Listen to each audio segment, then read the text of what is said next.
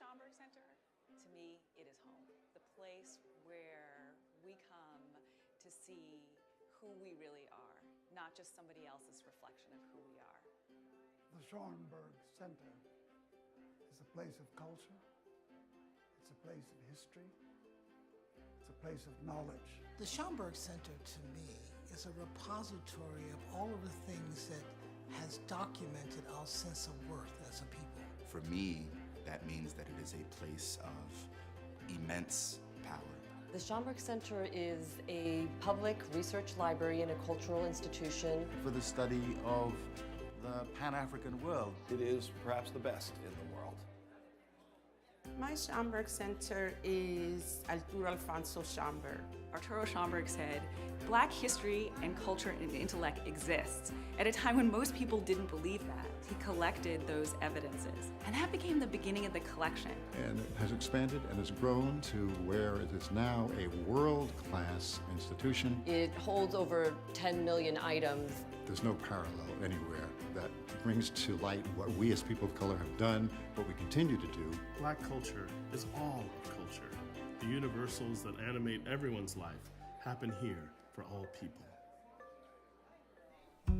The Schomburg for me is one of the center pillars of Harlem. When I started the journey of finding out about Red Rooster and Harlem, the very first place I went to was the Schomburg.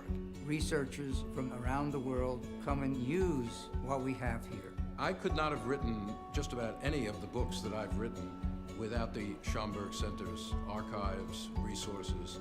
The Schomburg Center is much more than a library. We encourage lifelong learning and exploration. The Junior Scholars Program is a Saturday program with students from 5th grade to senior year in high school to help them learn about Black history and culture. Learning about my history is important because it teaches me who I am. The Schomburg Junior Scholars Program is going to do nothing but uplift them. So many talented and brilliant people have walked the corridors of this amazing institution over the years. From Octavia Butler to Toni Morrison and James Baldwin, Ella Fitzgerald, Alvin Ailey, and Harry Belafonte, who graced the stage in this room of the American Negro Theater. This place evokes great memories. It was a gift to us in our community to really try to find that space to reflect expressions of Black experience. I just knew that the environment, what I saw these young African Americans doing, was a place I needed to be. What is my Schomburg Center? I'm standing here at the Cosmogram, which underneath holds the ashes of the poet Langston Hughes. On the evening when this Cosmogram was dedicated, people began to empty out of the auditorium. A jazz trio struck up, and to my amazement, Amira Baraka went over and asked Maya Angelou for a dance. And they started to dance on top of the Cosmogram, on top of the ashes of Langston Hughes, and I felt what a fitting way to kiss the memory of Langston. The Schomburg Center is a research institute and a library, but it's so much more than that. There's something going on every day. So many amazing people come here to talk about their creative craft, to share what inspires them. The Schomburg Center's collections help to tell stories even beyond our walls. The Schomburg Center is here in this exhibition at MoMA, One-Way Ticket, Jacob Lawrence's Migration Series. We depend on the resources of the Schomburg to enable us to tell this story. Thinking about the implications of the past on the present is absolutely crucial for understanding the next steps, understanding what we have to do to go forward. We today have the responsibility of making sure that new artists and activists, new scholars and poets know that this place continues to be a resource and a source of inspiration for the work that we must continue to do. The Schomburg Center is knowledge. The Schomburg Center, to me, is education. The Schomburg Center is home, it is family, it is foundational. Schomburg Center is inspiration. The Schomburg is with me in everything that I do. Community, inside and out. The Schomburg Center is us. The Schomburg Center is you, and we invite each and every one of you to find your Schomburg Center.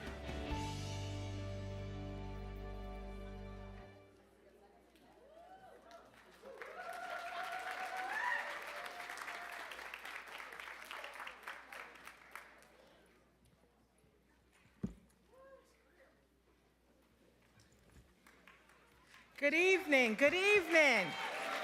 Yes. It's so nice to see such a full house. My name is Greer Ellis. I am part of the Center for Justice team, and I want to welcome you all to the Beyond the Bars 2024 Justice Beyond Punishment panel discussions, Solidarity to Discussions. Yes, yes, yeah, clap it up for that. Absolutely, absolutely. So I am going to start us off with a land acknowledgement because we are on unceded land and we need to honor the original inhabitants of this land. So let us take a moment to honor and respectfully acknowledge the Lenape, the Lenni Lenape people, who were the original stewards and protectors of this land on which we currently occupy. We pay respect to the Lenni Lenape elders, both past and present, who are the keepers of their language and culture. We recognize that this land was unlawfully and brutally seized from its rightful inhabitants through genocide and displacement. We also acknowledge the lives of the enslaved Africans and our elders and their descendants whose forced labor contributed to the wealth of this nation. We honor their sacrifice and recognize the violent and brutal nature of their capture, trade, and dehumanization. We recognize that this nation was built on their backs, a sacrifice that to this day has not been adequately regarded. So please take a moment to consider the lives, culture, and legacy of these groups as we honor them and pay our respects for their contributions to this community and this society. Thank you. That's right, let's clap it up, clap it up. Gotta recognize our elders and those who came before us, who sacrificed their lives for us. So yes, yes. So without further ado, we are gonna get started with the program. I'd like to introduce Vivian Nixon, and she will recite a poem.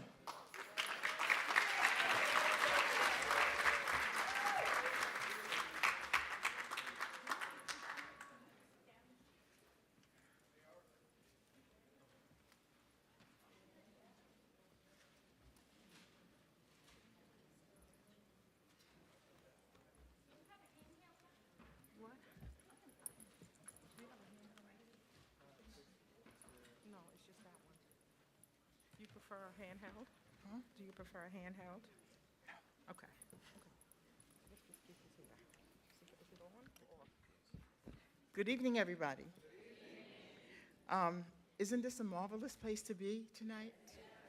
I was watching last night the live stream and wishing I could be here. And for those of you who were here, I'm sure you understand what I mean by that. There's such a spirit of ancestry that follows Beyond the Bars every year, and it just blesses my heart. So thank you for being here. My name is Vivian Nixon, and I remember the very first Beyond the Bars, and I'm just so grateful wherever Cheryl Wilkins is, that Cheryl and Cameron and Geraldine and everybody who's part of the Center for Justice has made it a commitment to keep doing this. Let's give them a hand.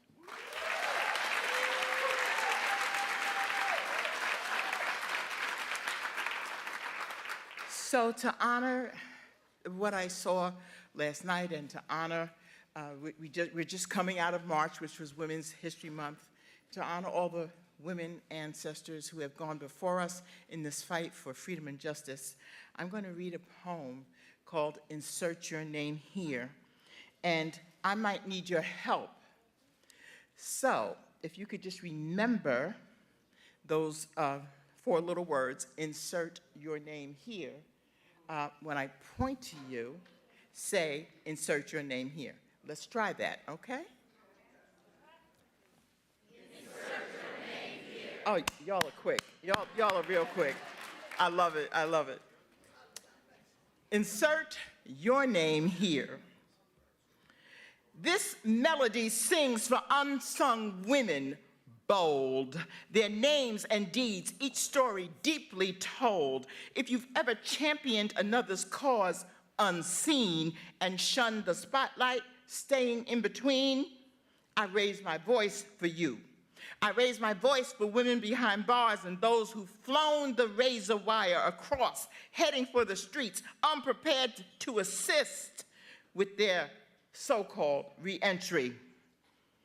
And the women who have crossed my path, some of them named Yolanda, AKA Harmony, Cheryl, AKA Missy, Sharon, AKA Boss Lady, Edna and Selena and Andrea and Tahiba and Lizette and Robin and Patricia and so many more. This song is for all of them, named and unnamed.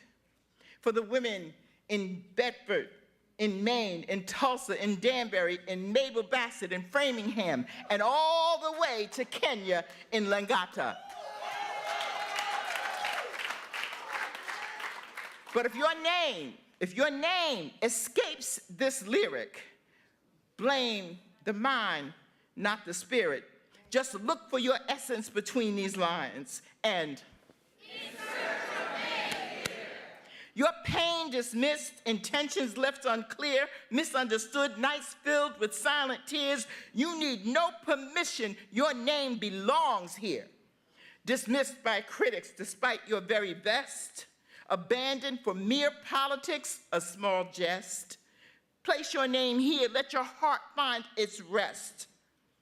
People sometimes forget, queen warriors are just human. The struggle is real. We're not superwomen. We crave for food and rest and love and care, relief from the brutality and despair. Your name deserves honor for all you have lost, while unjust systems gained. You paid the cost. If you've heard cuffs clink, gates clang, and gavel slam, if you survive beyond those bars shouting, "Here I am," and unseen locks continue to shut you out and slow down your plan, you deserve relief from the stigma that's all around us in this land.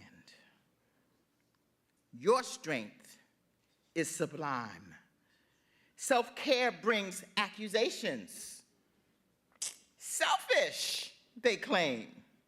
But Audre Lorde said, it's an act of resistance, and that ain't a game. Sing for the unsung, both named and unnamed, and never be ashamed. Your legacy thrives, and it's not about fame. Resilience shatters silent, dark days. Scribes write lyrics that capture your gaze. Unnamed sisters' whispered influence still lingers. And without their wisdom, change slips right through our fingers. Whether in light or shadows, near or far from the light, your journey is honored, your story takes flight. Let this melody carry your name in winds across seas of justice and change. And this world will never be the same.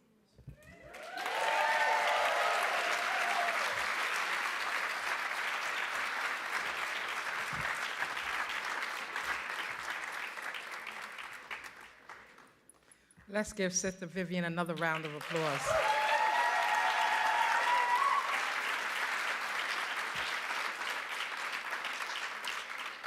So now, moving along, we are going to have our first ever global conversation, Solidarity Through Struggle. And we have women from Mexico, Kenya, Brazil, and Australia. Yes. Y'all can clap it up for that. So I'm going to invite them to the stage now. Miss Kenya Cuevas, Miss Debbie Kilroy, Katia Kim, Teresa Ngoji, and Dawn Harrington as our moderator. Yes, yes. Woo!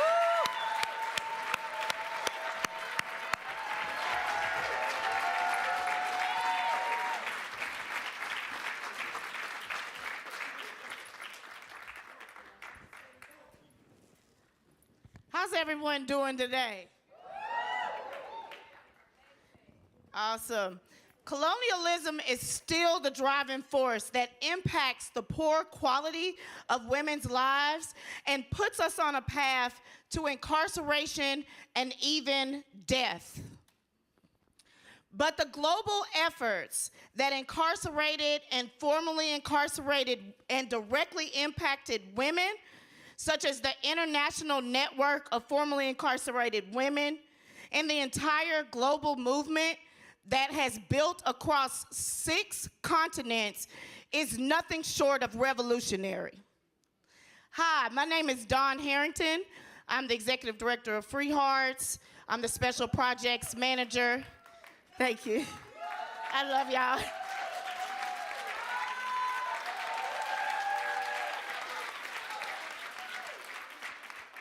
I'm the Special Projects Manager for the National Council for Incarcerated and Formerly Incarcerated Women and Girls.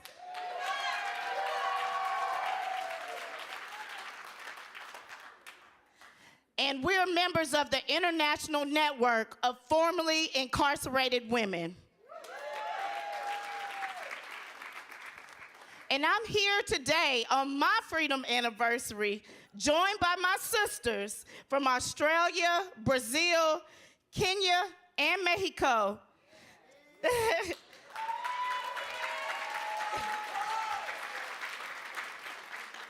To bring you this plenary talking about the global movement that we're building together. And we don't have a lot of time, so I just want to say all of their bios are on your QR code. And for my panelists, when you answer your question, your first question, just say a little bit about who you are before you answer it. Okay? So without further ado, let's get started. So my first question is for all panelists. What does a global strategy look like? And anyone can start. Hi, I'm Debbie Kilroy from Australia. Before I speak tonight, I do want to acknowledge the traditional owners of this land, the Lenape people. I come from a country that's colonised and the ongoing genocide continues. And I reside on the stolen unceded land at Magangin, and the traditional owners are Turrbal and Yagara people, sorry.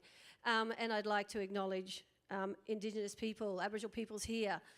At this conference, it's important that we acknowledge the ongoing genocide for Indigenous peoples all around the world, in particular Palestine right now.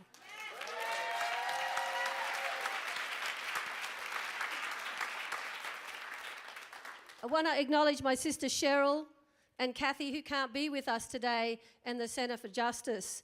And I also want to acknowledge all the women and girls languishing in prisons all around the world right now, while we have the freedom to come here and participate in this fantastic conference. So I'd like us to keep in the forefront of our mind those women and girls that are languishing in those prisons around the world.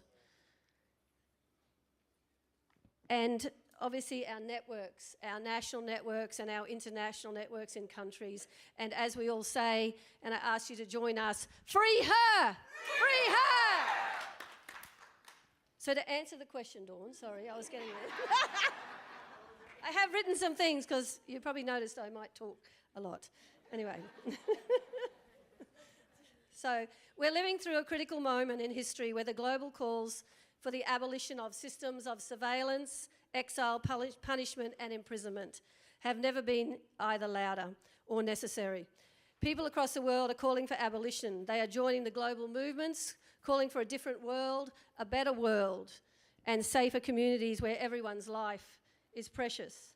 However, the ruling classes within the capitalist societies fear the potential collapse of a system solely driven by profit and the accumulation of capital. To them, the lives of marginalised groups such as us, other women, Indigenous people, people of colours, other people in prison, and refugees hold very little value. As entire economic networks falter, the most vulnerable are sacrificed to maintain the status quo in the relentless pursuit for profit. Among these marginalised groups, incarcerated people experience the most severe forms of state violence and exploitation under capitalism, racial capitalism. The global prison abolition movement seeks to eradicate prisons and other structures of carceral control and punishment. An international abolition movement dedicated in dismantling the entrenched power structures that perpetrate carceral governance must prioritise the voices and perspectives of those who are and have been incarcerated. It is why we say there should be nothing about us without us, and we mean that. A movement that is occurring here in these lands and across the world must be led by those of us who have seen inside the cage. The abolition movement is growing because people, as a result of their own experience or the reflections on the experience of others, have come to see policing and imprisonment as unjust and are starting to mobilise to bring about its end. Globally, abolitionists will continue to hold space for those who aren't quite with us on the journey yet. And we will do the work on world building while we radically dismantle the systems of harm.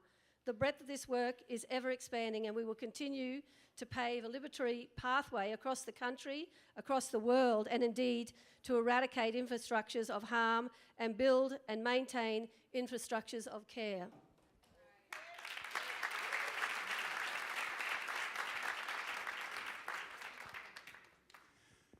Hola, muy buenas tardes a todos, todas, todes. Yo soy Kenia Cuevas y soy de México. Okay, I'd like to say hello to all men, women, and all of you. My name is Kenia Torres, and I'm from Mexico. Hace algún tiempo, cuando Coleta me invitó al encuentro internacional, ¿no? de Mujeres Tras las Rejas. There was some time ago when I was invited over to the Women Beyond Bars conference. When I was invited over, me abrió los ojos. My eyes were opened. Me abrió los ojos respecto a cómo se debe de erradicar las cárceles en América Latina. My eyes were opened as to how jails in Latin America must be eradicated.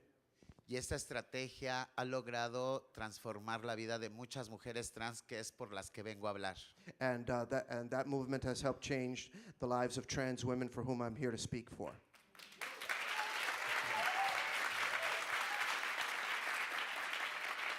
En México, las mujeres trans somos criminalizadas por nuestra identidad de género y muchas veces somos encarceladas injustamente. In Mexico, trans women are incarcerated because of this, and sometimes it's criminalized based on who we are. Y es por eso que las estrategias que hemos hecho como participación global y como red que hemos construido a través de estos encuentros, las políticas públicas que se han implementado en mi país han logrado que sea una reinserción a las mujeres y que no se castigue la identidad de género. The steps that we've taken with regards to public policy and in order to achieve reinsertion in our society have also helped us trans women in Mexico in order to try and reinsert into society. Gracias a ello hemos implementado justicia restaurativa para las mujeres trans en las prisiones. Thanks to them, we've implemented restorative justice for trans women in prison. Brindando un acompañamiento integral, ya que nosotras como mujeres excluidas de una sociedad necesitamos redes de apoyo. They help us very much because thanks to we women who've been excluded by society, they help reintegrate us into society. Y creo que esta estrategia global ha beneficiado de una manera integral a todas las mujeres trans en México. And I believe that this global strategy has helped to reintegrate trans women all throughout. Recuerdo en Colombia cuando por primera vez llegué y me enfrenté a una realidad que vivían en muchos países que no es distinta a la que vivimos las mujeres trans. I remember the first time I went to Colombia and I was able to learn things there that weren't very foreign to what's going on for trans women in other places around the world. Ahora muchas mujeres que han sido liberadas se han acercado a través de esta red y a través de un albergue que construí en México para poderles acompañar en su proceso y así puedan tener una calidad de vida y un nuevo ingreso a la sociedad.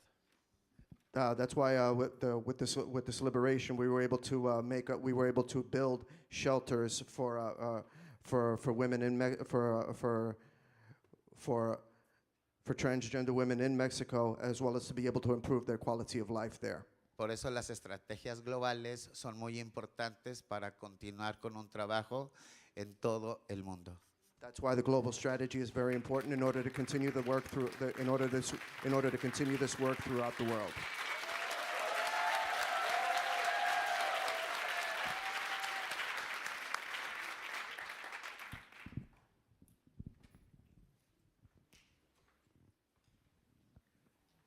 Good evening. My name is Teresa Njoroge.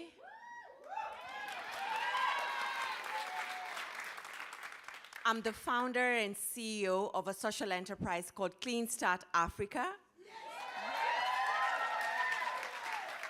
And I'm so honored, I'm so privileged to be here representing my sisters in Kenya, but indeed across the African continent. Sierra Leone, Ghana. You know, I'm accompanied by Dr. Kofi Osewe from Ghana, who's come all the way, who supports and witnesses women imprisonment in Ghana. I'm also here with Apostle Angie Murenga, who's also a great supporter of, you know, the issues around women imprisonment in Kenya and indeed across the African continent. And so as I bring my perspectives, I bring my perspectives from a personal, you know, first-hand experience of being incarcerated, where I served a one-year sentence accompanied by my daughter at the largest correctional facility for women, Langata Women Maximum Prison in Kenya, but also the views of the millions of other women, girls, and children who are incarcerated across the African continent. And, you know, to your point around colonialism, in 1859, when the Brits arrived in Kenya, and they brought with them a very foreign concept on prison establishment. You know, within the first 16 years of their time in Kenya, they had already built more than 30 prisons. Prisons didn't exist in Kenya before their coming. And we had our own, you know, ways, traditional ways of addressing any issues. And, you know, the idea of getting people and exiling them in these institutions that they built called prisons is very anti-Ubuntu, which is what we're all about. We're all about, you know, I exist because you do, and I am because you are. And, you know, and that's what it's about. But when they brought in this concept of not seeing the other person as an equal to the other, and they immediately established that they were superior than the locals, than the natives, and all they wanted was to take what belonged to us. I truly want to honor my forefathers who put up the Mau Mau War, and we fought, and we got back our land, but we see them trying to come and recolonize us, you know, through the economic channel. But then again, the transatlantic slave trade, one of the largest injustices that was done, where we were separated from our forefathers, you know, and today, thanks to Cheryl and the team at the Beyond the Bars organizing for us to have the amazing and incredible experiences of seeing the transitional houses, but just learning about how here in America, how women are separated from their children when they go to serve the unnecessary sentences in the correctional facilities. And it reminded me of how our forefathers and our grandmothers were separated from their children crying as they got them to take them into ships to come into slavery in America and, you know, across the West. And that concept continues. It's just taken another shape today, which is just so painful. You know, it's the same concept, same script, different cast. You know, it's the same thing going on today. And, you know, during that time, what they would do is they would educate a few of us, and then, you know, if you are working for your master, you thought you were better than your fellow blacks just because you're eating and feeding in their homes. And they continue to do the same things today, keep some in the jobs, and you think that you're better than your brothers or your sisters. We are one. We are one. Ubuntu. And we've got to fight. If our forefathers fought, and I see the barriers and the many obstacles that they put our forefathers against, but if they were able to fight and win and take back our land and what belonged to us, they had guns, they had it all. We can do better today and get what is ours. We've got to be strong. We've got to believe in who we are. If our forefathers could do it, we too can do it.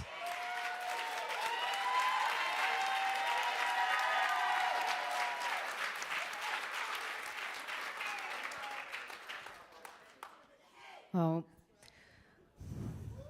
I like to play, first of all, I'm Kim. You can call me Kim. It's Katia with C, but you can call me Kim.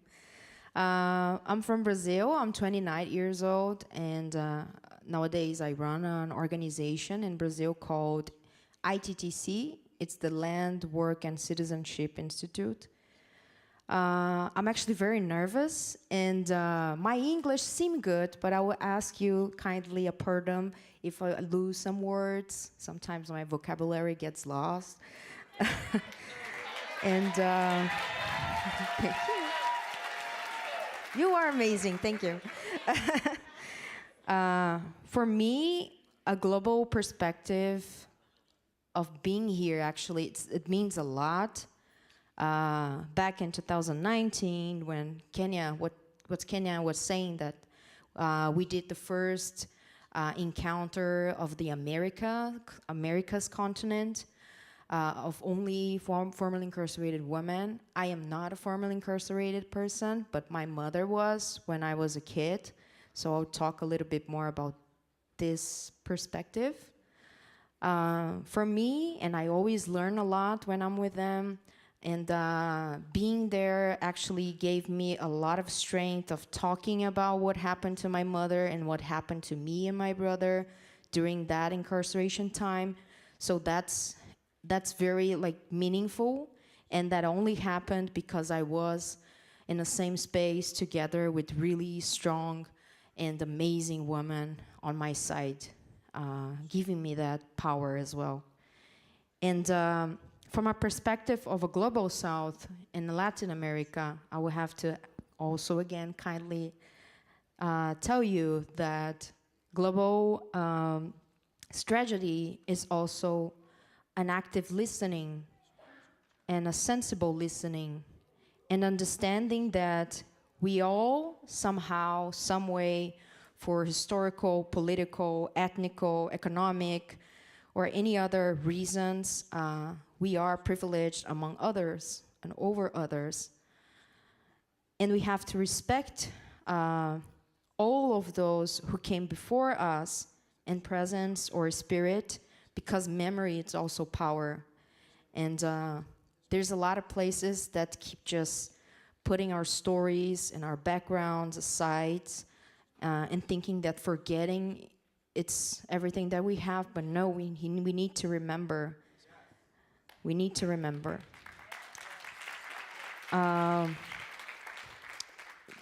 Being in this international network, it's also in this global strategy movement.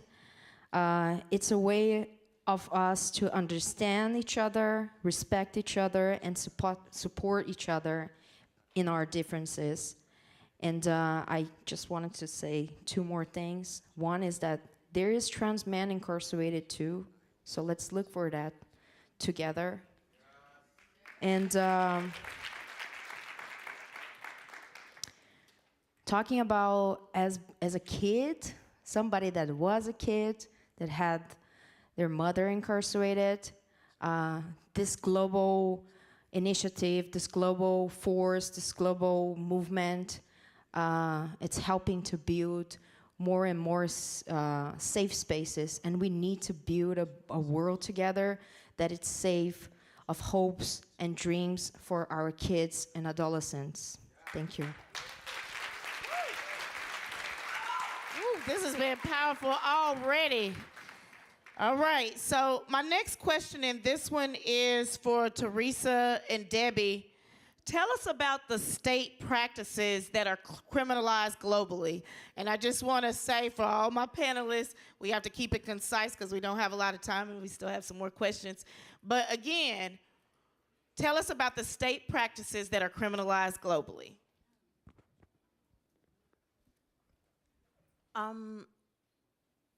You know, looking at the state's practices that are criminalized, especially from an African perspective, is, to my earlier point around colonialism being the foundation that introduced policies and practices around criminalizing, especially our own traditions that were not criminal in nature, but because they, you know, didn't sit very well with the colonial master,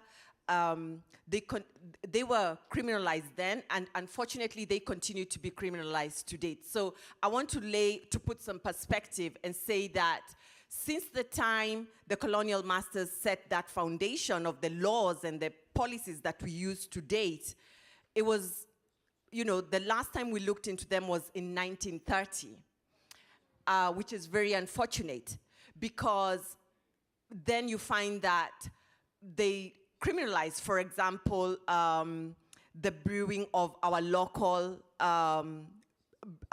brews, which was a practice that brought the communities together.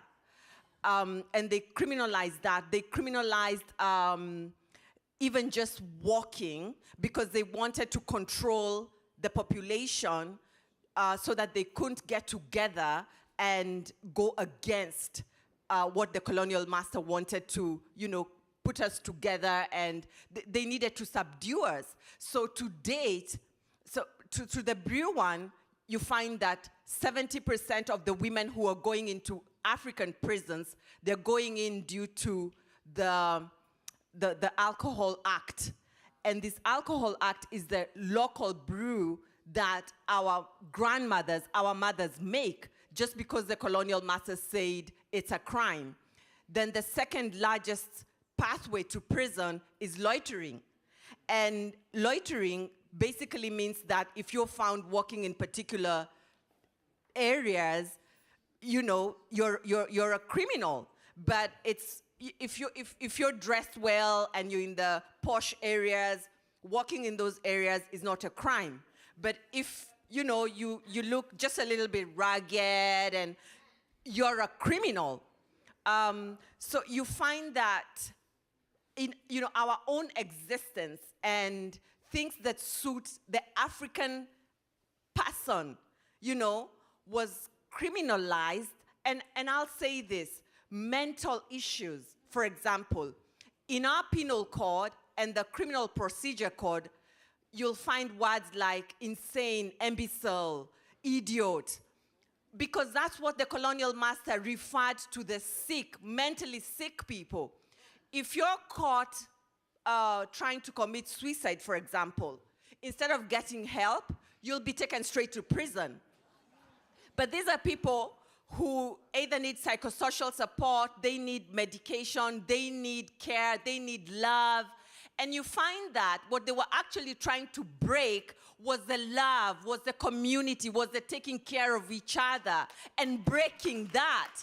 And that's the point of our anger and setting up Clean Start and saying, we love each other. I love my brother. I love my sister.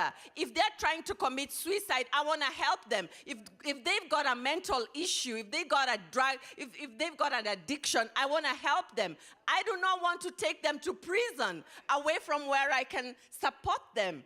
And so, fortunately, we've got a very progressive Chief Justice, the first woman Chief Justice in Kenya. Chief Justice Martha Koome, women power. And, you know, our Chief Justice is now looking into bringing, you know, like completely rubbing off and scrapping away and deleting the penal code that the colonial master put. So 2024 going forward, Kenya will be a completely, you know, we need to draw the line and have a clean slate. Let's have a clean start. You know, that's what we need. We need a clean start to have laws and policies and practices that suit us, you know, but are not imposed on us, that don't even work for us. You know, prisons don't work. So it's a foreign concept. And why is it that we have that? So even as we look at what's criminalized, let's just scrap it off, and I'm so glad we're scrapping it off. It's with our legislatures in Kenya, and we're hoping that they'll do right by us. Scrap it off and let's begin afresh and get laws that work for us.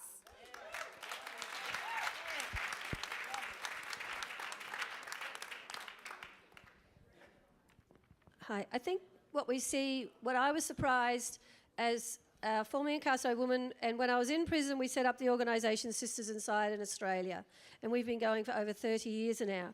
And so because of the last decade or so, we've been able to make international connections and to have our first face-to-face meeting in Bogota last year, where there was 70 formerly incarcerated women from 16 countries, 5 continents. And what the common thread for all of us women that had been formerly incarcerated is that the prison industrial complex has spread its tentacles across the world, no matter where we are. So fundamentally driven by racial capitalism, so racism, poverty, that's who's targeted. So poor white people, Aboriginal people, because it's about taking land, stealing land and not giving back.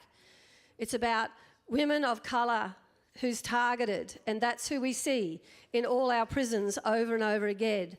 And this what must be challenged. We must dismantle not only the prison industrial complex, but racial capitalism, and create a new world, a new community where we are connected together. Powerful, powerful. So now I'm gonna come to you, Kenya, and I will just say, Kenya and I have a song together, along with one of our sisters from Bogota. Shout out to Mujeres Libres, called Liberala, which means free her. So Kenya, how did you move past the trauma and violence that may have occurred in your life to a place of strength, resilience, and solidarity that pushes you? Bueno, pues yo, por ser una mujer trans, fui expulsada por la violencia familiar a los 9 años. A los 9 años conocí el trabajo sexual y el consumo de sustancias. Well, for being a trans woman, I learned about. I was put in jail, and I learned about trans life and being in prison at 9 years of age. Eso me llevó a vivir 28 años en situación de calle. That led me to living 28 years in a street life situation. Y después de todo ese tiempo criminalizaron mi consumo, llevándome a una prisión penitenciaria en México. And after that, they criminalized my consumption, and they brought me over to a prison in a Mexican prison, donde me acusaban por vender drogas. Where I was being charged of dealing drugs. También quiero mencionar que cuando cumplí 13 años me detectaron VIH en el año 86, cuando esta enfermedad era brutalmente discriminatoria. Also, I'd like to say that in 1986, I was diagnosed with suffering from HIV, which was brutally criminalized at that time. Y al llegar a una prisión, me encontré en una prisión masculina donde satanizaban la identidad de género y la condición de VIH. Okay, and at that time, I was sent to I was sent to a men's prison where they satanized the gender identity, and they satanized gender identity, and also suffering from AIDS, from HIV. Logré salir a los 10 años 8 meses absuelta del delito gracias a que me defendí dentro de prisión. After 10 years and 8 months, I was absolved and I was released from prison. Después de 6 años de haber salido, presencié el asesinato de mi mejor amiga en un punto de trabajo sexual. Okay. 6 years later, I saw the death of my the best female friend at a sexual workplace. Y ahí fue donde me llené de coraje para poder hacer una resistencia trans. And that's where I was filled with rage in order to begin a trans resistance. Pero también logré entender que tenía que hacer una estrategia interna para poder sobresalir de esas violencias. And I also understood that I had to develop an internal strategy in order to free myself from those, liberarme de esas violencias. To rid myself of those violence, of that kind of violence. Y gracias a ello entendí que el perdonar a todos mis agresores me liberaban. And thanks to that, I understood that forgiving all those who transgressed on me liberated myself. Cuando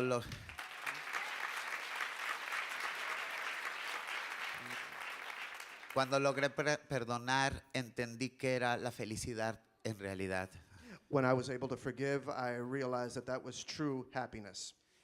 La felicidad no es el dinero, no son los bienes, no es tener una posición política a nivel mundial. Happiness is not having money, not having goods. It's not having a political power in the world. Sino la felicidad es que sepas que hiciste lo correcto y que llegues a tu casa y te sientas en paz contigo misma. Happiness is about doing the right thing and going home and sitting down and knowing that you did the right thing. Y solamente así me preparé, estudié, trabajé, construí una organización. And that's the way that I was able to. That's the way that I was able to prepare myself, study, work, build an organization. Para crear herramientas que impactaran en la vida de las personas trans. In order to be able to create tools that would impact trans people's lives. Por ello, he logrado ayudar a muchas mujeres a través de mi historia de vida.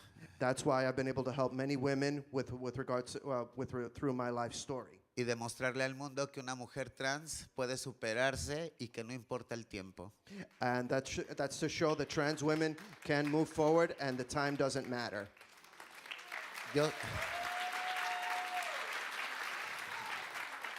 Yo sé que es muy difícil para muchas personas perdonar. I know that it's very difficult for people to forgive, pero es la única forma de sentirse tranquila conmigo misma. But it's the only way to be at ease with myself. Y con esa serenidad he logrado crear una estrategia o una metodología que ayuda integralmente a las personas desde la profesionalización. And with this calm, with this serenity, I've been able to strategize, and I've been able to develop a method, metodología, a strategy and a methodology in order to be able to help this way. Que ahora, gracias a este programa, las mujeres trans pueden colocarse en espacios dignos donde se les reconozca tanto su identidad de género como su vida.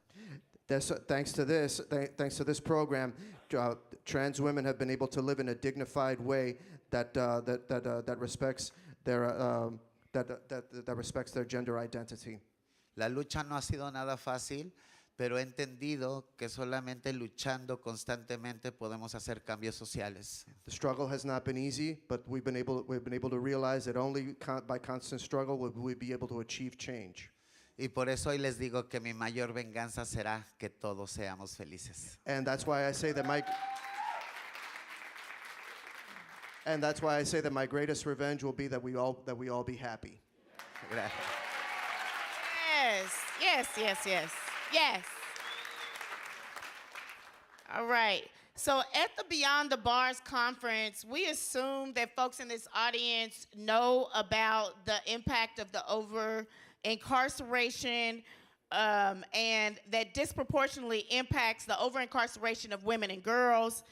But let's just do a quick round of statements to educate the audience that may not know. And so give me one sentence that starts with, "Did you know?" And this is for all panelists. So would anybody like to start? And this can be, did you know something specific to your country, or did you know anything about the incarceration of women?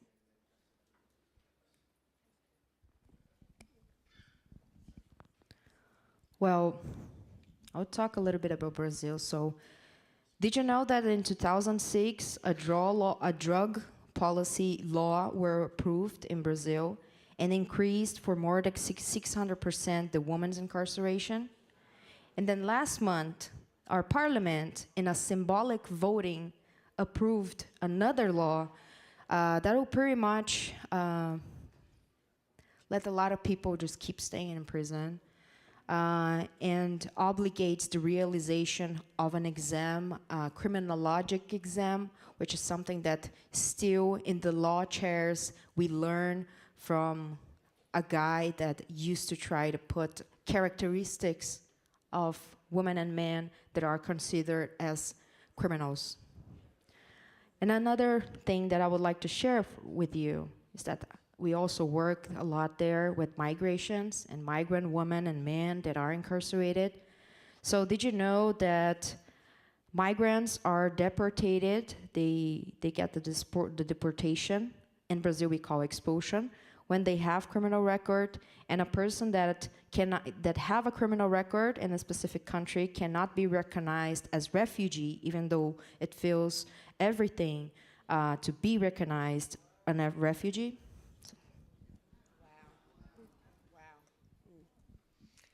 Did you know in Australia that Aboriginal women are incarcerated 20 more times than other women in our country? Did you know that we at Sisters Inside have been running a campaign for nearly 30 years to stop sexual assault by the state, which actually means end all strip searching because it is sexual assault by the state?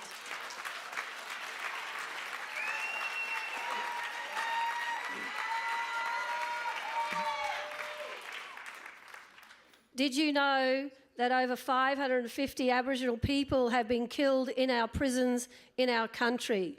And in our country, if someone dies in prison, there must be a coronial inquest. And for over those 550 deaths, no prison, the state or any person has ever been held accountable for their deaths. Bueno, yo voy a decir si sabían que México ocupa el segundo lugar en asesinatos hacia las mujeres trans en todo el mundo. Well, I wanted to ask if you knew that Mexico is in second place with regards to murders committed against trans women. También si sabían que la expectativa de vida de las personas trans en América Latina es de 35 a 40 años. Also, did you know that the life expectancy for trans people in Latin America is 35 to 40 years of age? Y en México, las personas trans no tenemos ninguna oportunidad para poder sobresalir en la sociedad. And what's more, did you know that in Mexico there's trans people have no opportunity to move forward in society? Y también las personas trans en México, pues tenemos muchas dificultades de salud que no se reconocen en el sistema de salud pública. And also, did you know that in Mexico, and trans people suffer from health concerns that are not recognized in the rest of the throughout the Mexican state?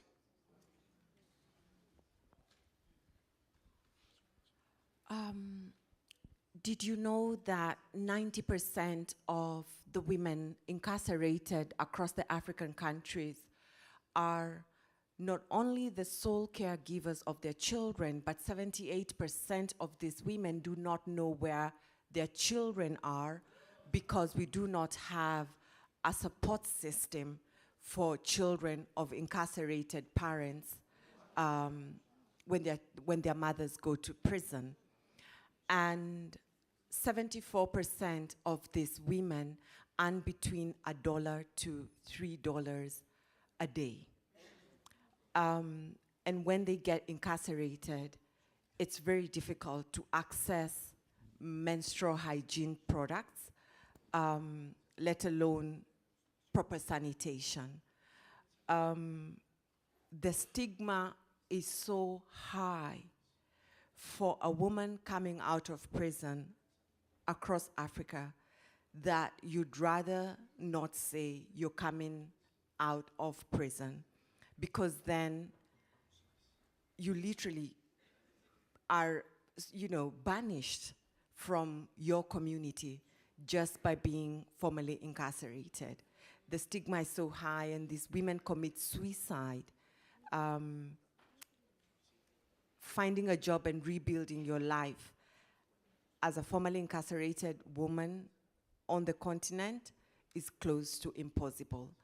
And I just want to take this opportunity to sincerely thank the many American sisters and brothers who have traveled miles to come to the African continent to help us advocate and create awareness, because so much needs to be done.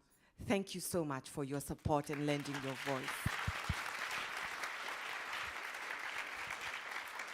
And did you know that we, not only in this room, but out there, have the power to free her? Free her! Yes, yes. All right, so this will be my final question, and we have like a little bit less than 10 minutes, so we definitely have to keep it concise. So it's a two-part question. What do you do for self-care? And what resources do you need to help support the work? So again, very briefly, and this is for panelists, all panelists. Bueno, yo creo que en México lo que necesitamos las organizaciones de las personas de la comunidad LGBT. Well, I think in Mexico, what we need are people from the LGBT people from the organizations from the LGBTQ community. Es fortalecimiento para poder dirigir una organización civil. Is in order to be able to strengthen ourselves, in order to be able to organize ourselves and create a civil society. Así como fortalecimiento académico. As well as academic strengthening. Ya que a las mujeres trans no se nos permite ni siquiera estudiar en nuestro país. Since in our country, trans women aren't even allowed to get an education. También lo que necesitamos es un fortalecimiento claro económico por parte de la sociedad internacional para poder implementar nuestras políticas públicas y nuestras estrategias. Also, we need a clear recognition of economic needs, so that the international community will be able to promote and be able to acknowledge the policies that we need to put forward. Y el autocuidado lo manejo desde ya no me enojo. And self-care, I go from the starting point of I don't complain anymore. Lo que busco son estrategias después de una negación y investigo y me preparo para poderlo defender desde los derechos humanos. Well, what I do is I start from the directive of I do some research and yo investigo y para defender los derechos humanos. In order to defend human rights. Y de esa forma he obligado a todas las autoridades a que cumplan con su deber. And that way, I've forced all the authorities to comply, to do their duties. Y también todos los días llego y abrazo a mis perritos. And also, I show up and I hug my dogs every day.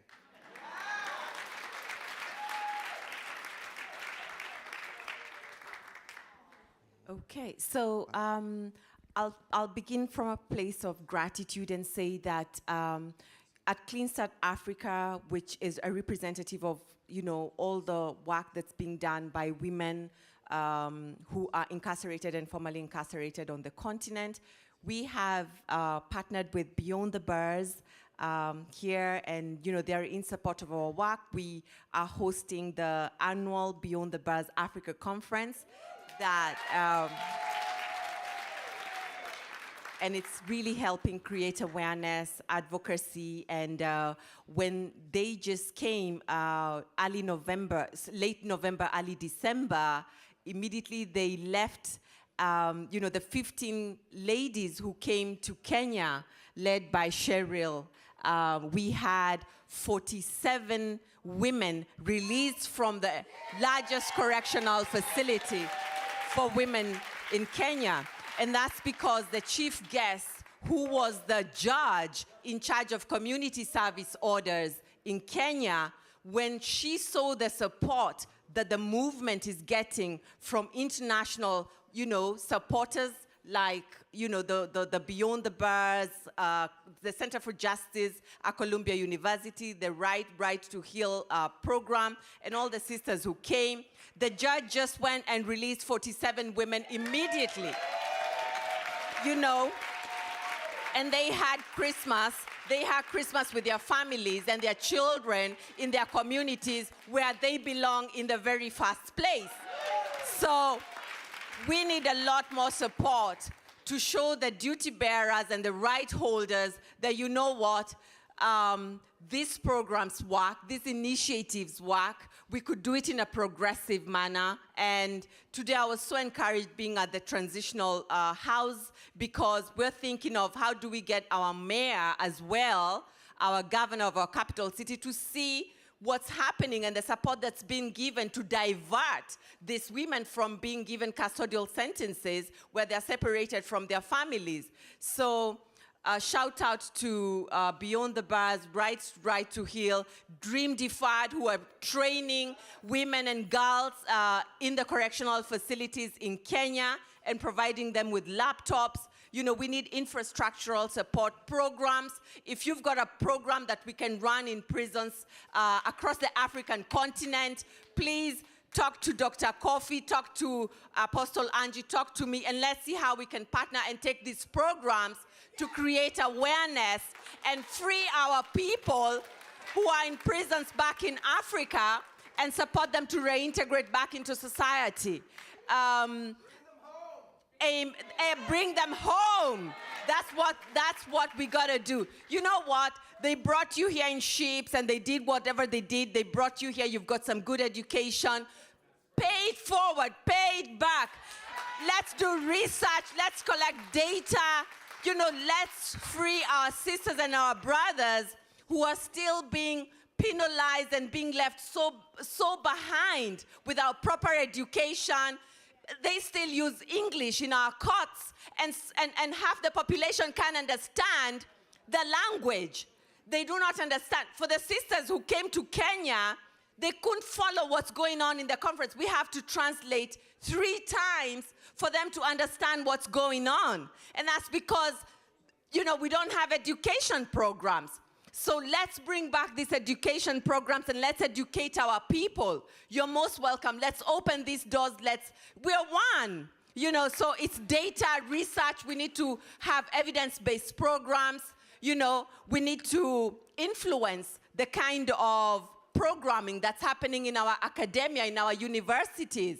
So if you've got a program within the universities, I like what Columbia is supporting us do with USIU Africa, which is one of the United States international universities in Africa. So influencing the curriculum and what they're being taught at school.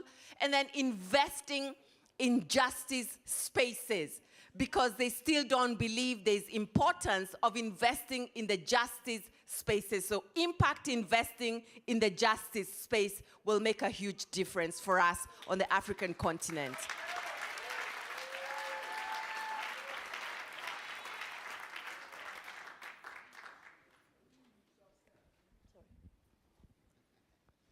Well, about self-care, I'm not really sure. I don't know if it's a generation thing, but we work hard, and then we pay a gym, and then we don't go. That's pretty much what we do. So, but I can say some things like I'm trying to go to therapy again. It's been a while. Sorry, my therapist. She's very sad with me.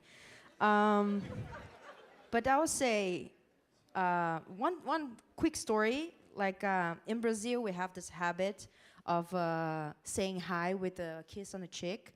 Some states are just 1, and others are 2, others are 3. And well, I'm an Asian, so I am not used to do that. But I started to do that after my mom was released. And then hugs and kisses on the cheek. Now I say that I'm a hug person, so this is a really self-care and also like a love sharing way as well. Talking about it's very hard to answer that question, like what we need, what we want.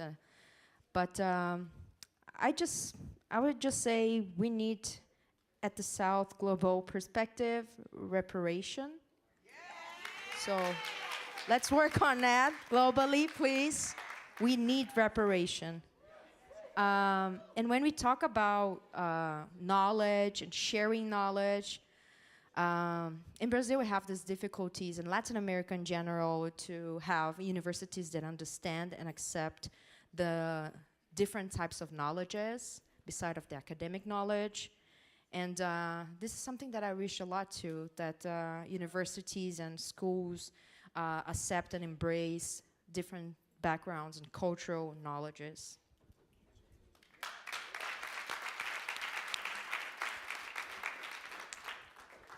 I think I'll be quick, we haven't got much time, but in regards to self-care, it's always for me about being with my family, but being with my sisters, because always being with my sisters where we're either working or laughing or just sitting and being in silence is really important, and that allows me to be who I am and to be honest in that. And those of us that have been inside know that, because we've been stripped raw. And so to be able to know that I sit beside my sisters who have also been stripped raw, we don't have to talk about that, we just know, and we move forward.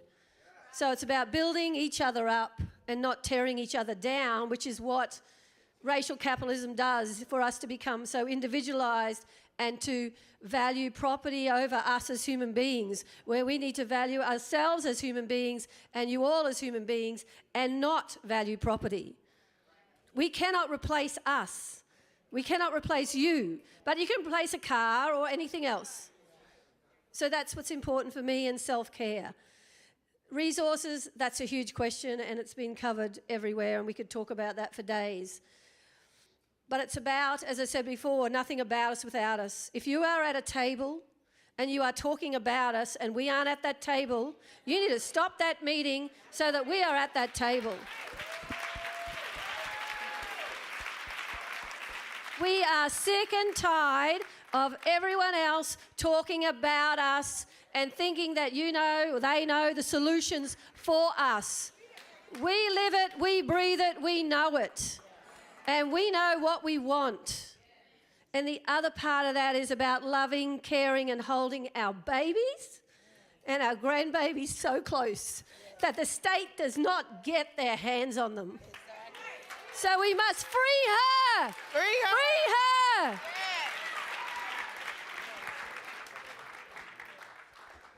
De rápido, todos somos seres humanos que reímos, lloramos, cagamos, nos echamos pedos y vamos al mismo hoyo. I just wanted to say that we're human beings, and we laugh and we cry and we grow hair, and we're all going to go to the same place sooner or later.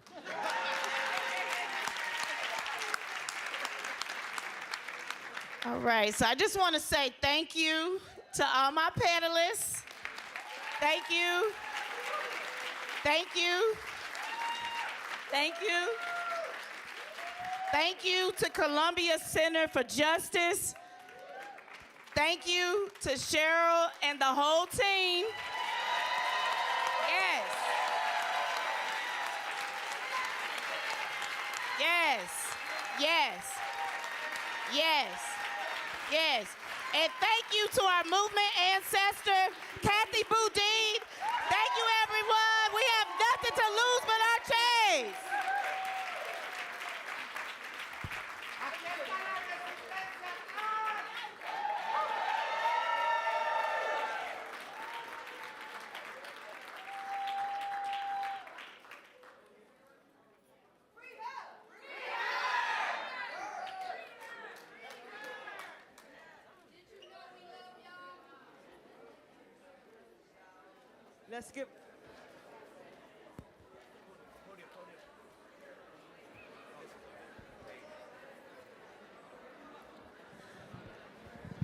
Let's give another round of applause to this amazing international panel. It's super amazing. Yo, I love y'all, man. Y'all did it. Y'all rocked it. Y'all rocked it. Thank you. Before we go on, I just want to, can y'all quiet down for a couple of minutes? I know that y'all want to converse and want to fellowship.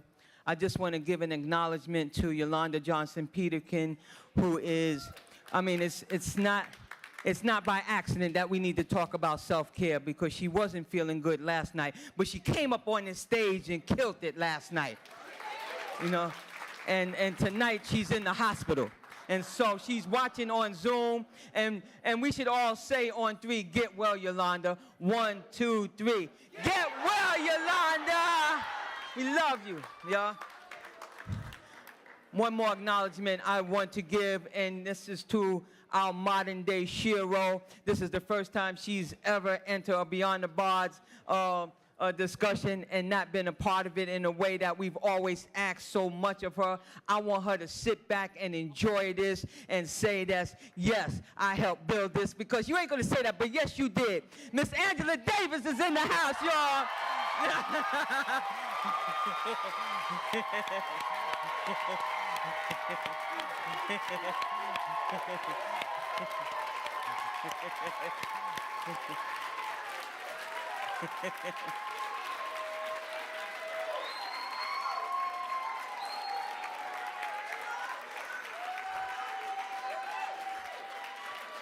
Yes, yes, yes.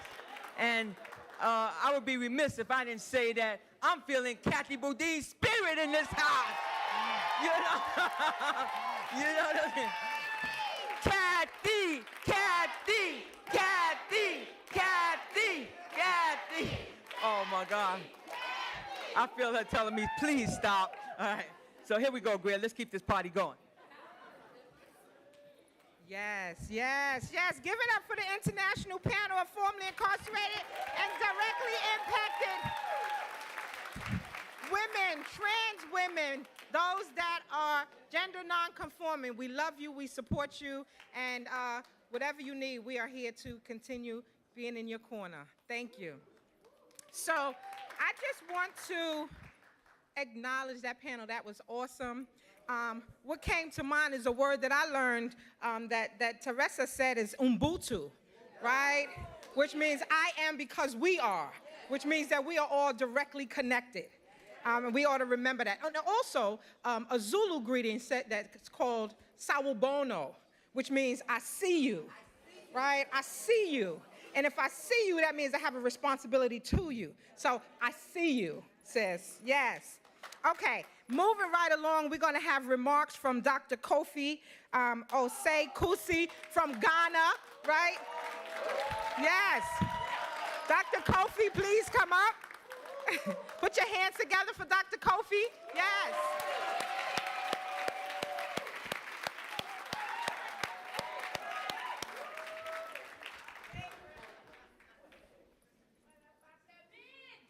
Yes, yes.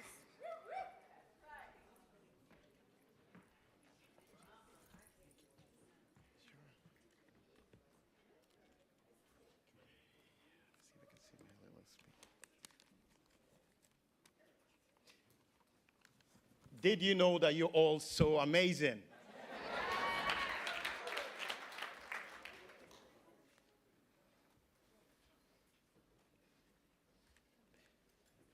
The co-founder, the co-director of the Columbia University Center for Justice, Cheryl, or I would call Shiro.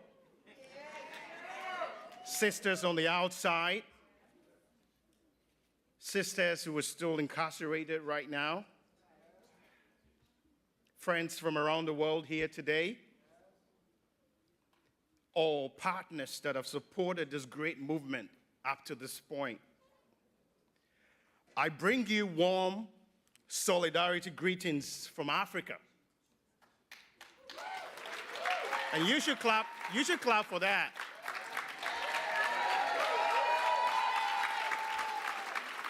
Because Africa is a matter of all humanity. That is where all humanity started from. I bring in greetings from Ghana and from the Pan-African Leadership Institute, where I serve as president. I thank you for your warm reception into this very beautiful sisterhood community. I should say I feel so much at home, and I say to all of you, Aiko. Can you say that as well? Say, Aiko. Aiko. And when I say Ayiko, you respond, Yae. Ayiko means well done to you. Ayiko. When I say Ayiko, you say Yae. Ayiko. Ayiko. Well done to you. Sisters, in every generation, there are giant problems. But out of these giant problems arise great people. Dr. Martin Luther King Jr. reminded us that we may not all become famous, but we can all become great. And our greatness is in our service.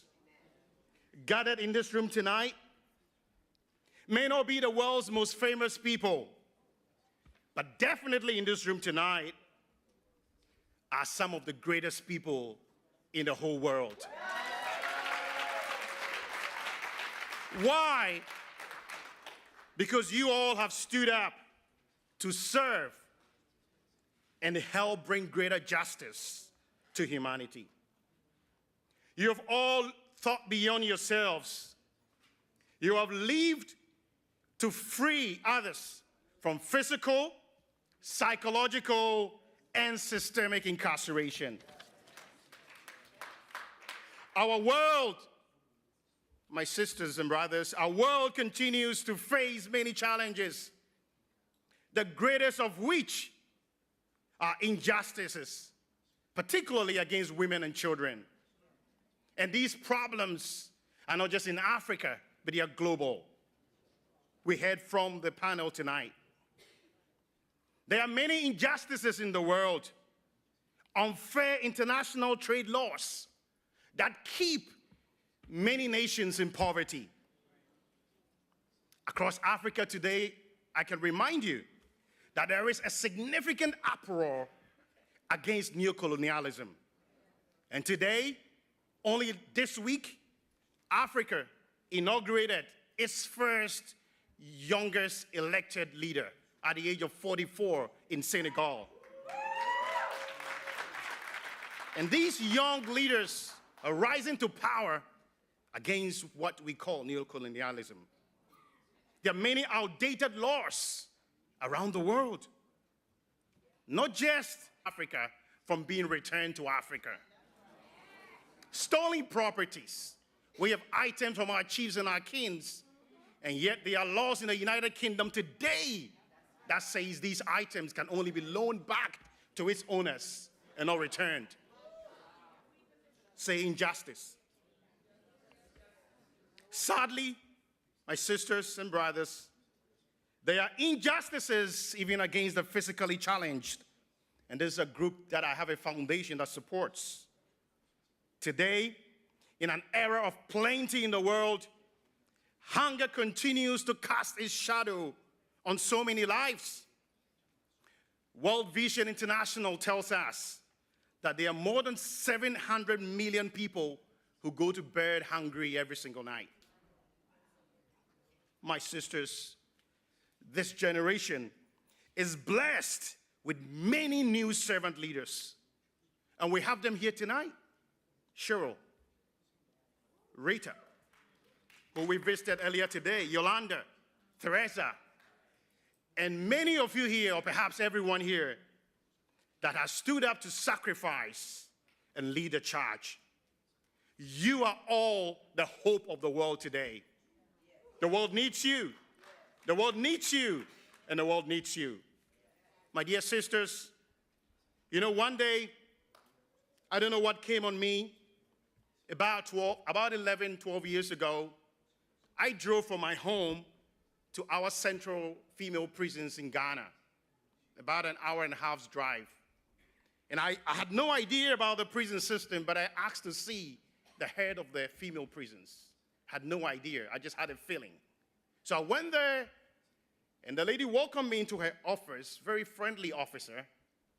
And I said, can I learn about the challenges that inmates in this prison face? And she said to me, 1/3 of the inmates in this prison have no family that visits them. And I said, why? And she said, Many of them are foreigners in jail, so they have no members of family within here, this country, to visit them.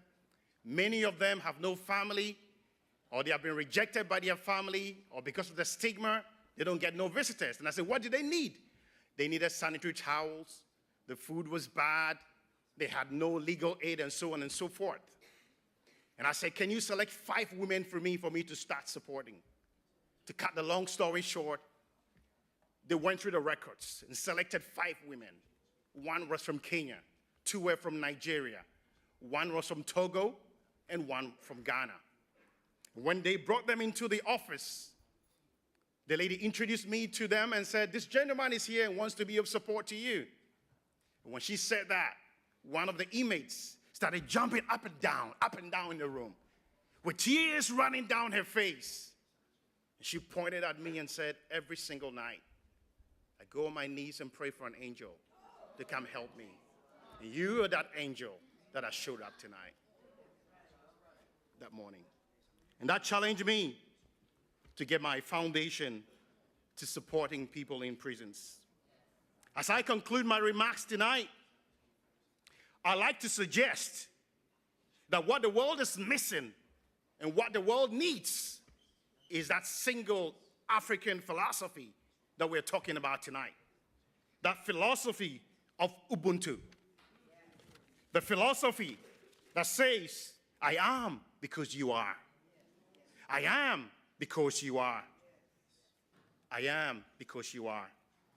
Today, our visit to the transitional centers and listening to all the transformational stories reminded me that we must not give up the fight for justice, the fight for mercy, the fight for clemency, the fight for alternative approaches to reformation, the fight for justice beyond punishment. We need more conscientious leaders. We need more Ubuntu leaders. We need more leaders with a heart. We need more leaders with a conscience. We need more leaders that know that they are because we are.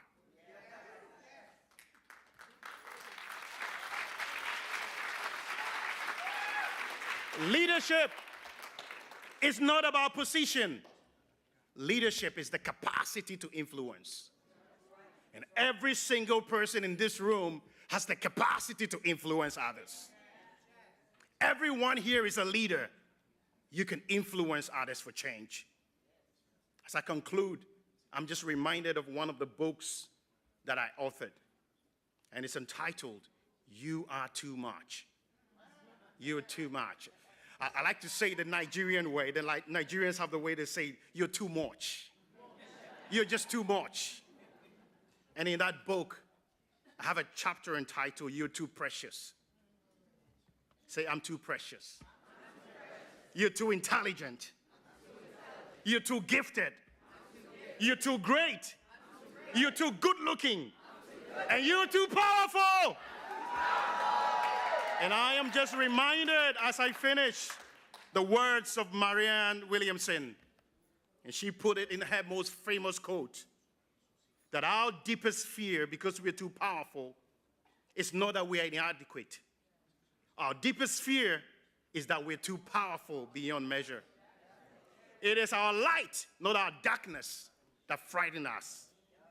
We ask ourselves, who am I to be brilliant? Who am I to be gorgeous, talented, and fabulous? But actually, who are you not to be? You're too powerful. God bless you. Thank you.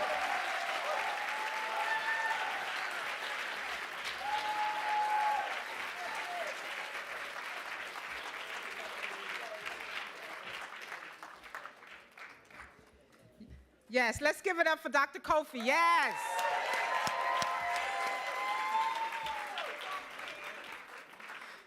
I just want to say, I want to just give a special shout out to Yolanda. Yolanda is the most amazing host we've ever had. And while I know Yolanda, she taught me a few things. We love you, Yolanda. And we're praying for you. We're going to move along with our next panel, In Pursuit of Freedom, Solidarity Beyond Borders. I'm going to ask the panelists to come up: Imani Khalifa, Pascal Solages, and Nadia Ben Youssef. Yes, it's okay to give it up.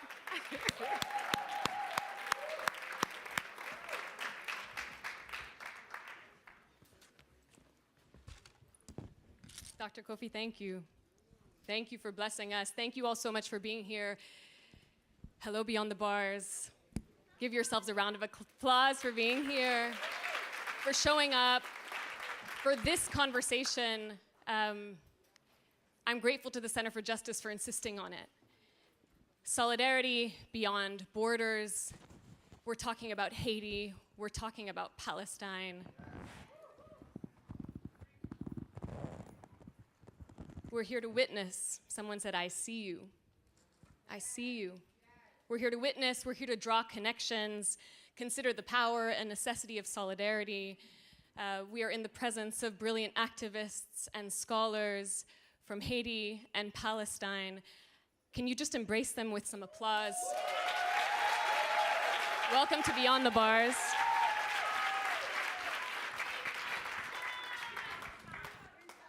I met Kathy in Palestine. We feel Kathy's presence here. I met her in Palestine, and the spirit of internationalism is the seeds that you saw planted in that first panel. That's Kathy. That's Cheryl. That's believing that we can be rooted in our community where we are and embrace the entire world. It's Kathy that's saying that our struggles are global, are interwoven, and that the struggle to end mass incarceration, the struggle for freedom, requires, Debbie, what you were saying, an end to colonization, an end to capitalism. You heard that the world we are building would not allow this genocide to happen. The world we are building insists on our humanity. The world we are building does not throw people away, does not lock them up. Kathy knew this, Cheryl knows this, our friends, our sisters, our siblings who were on that panel know this. We belong to each other, and that's what internationalism is. We belong to each other. And so today, we're going to dive in a bit to that same spirit. We're going to lift up these struggles, and thank you again for insisting that we say it, especially here. Tomorrow and the next day, we're at Columbia University, and we are insisting to talk about Palestine and Haiti and the Congo and Sudan, and we will not be silent. We will not be silent.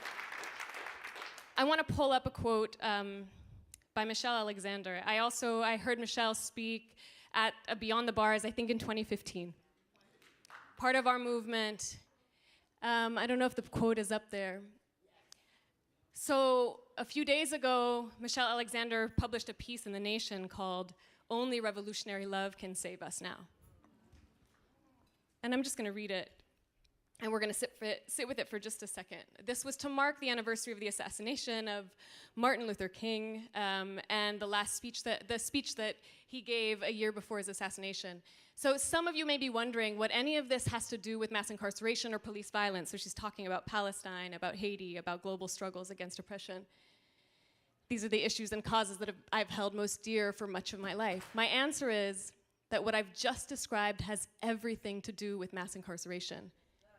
I've been talking about the existential crises we face in our nation and our world because we have persisted in treating people and all creation as exploitable and disposable, unworthy of our care and concern. We persist in believing that we can solve problems, pursue justice, or achieve peace and security by locking people up, throwing away the key, destroying their lives and families, getting rid of them, declaring wars on them, wars on drugs, wars on crimes, and wars on Gaza. Wars are frequently declared on problems, but they are always waged on people.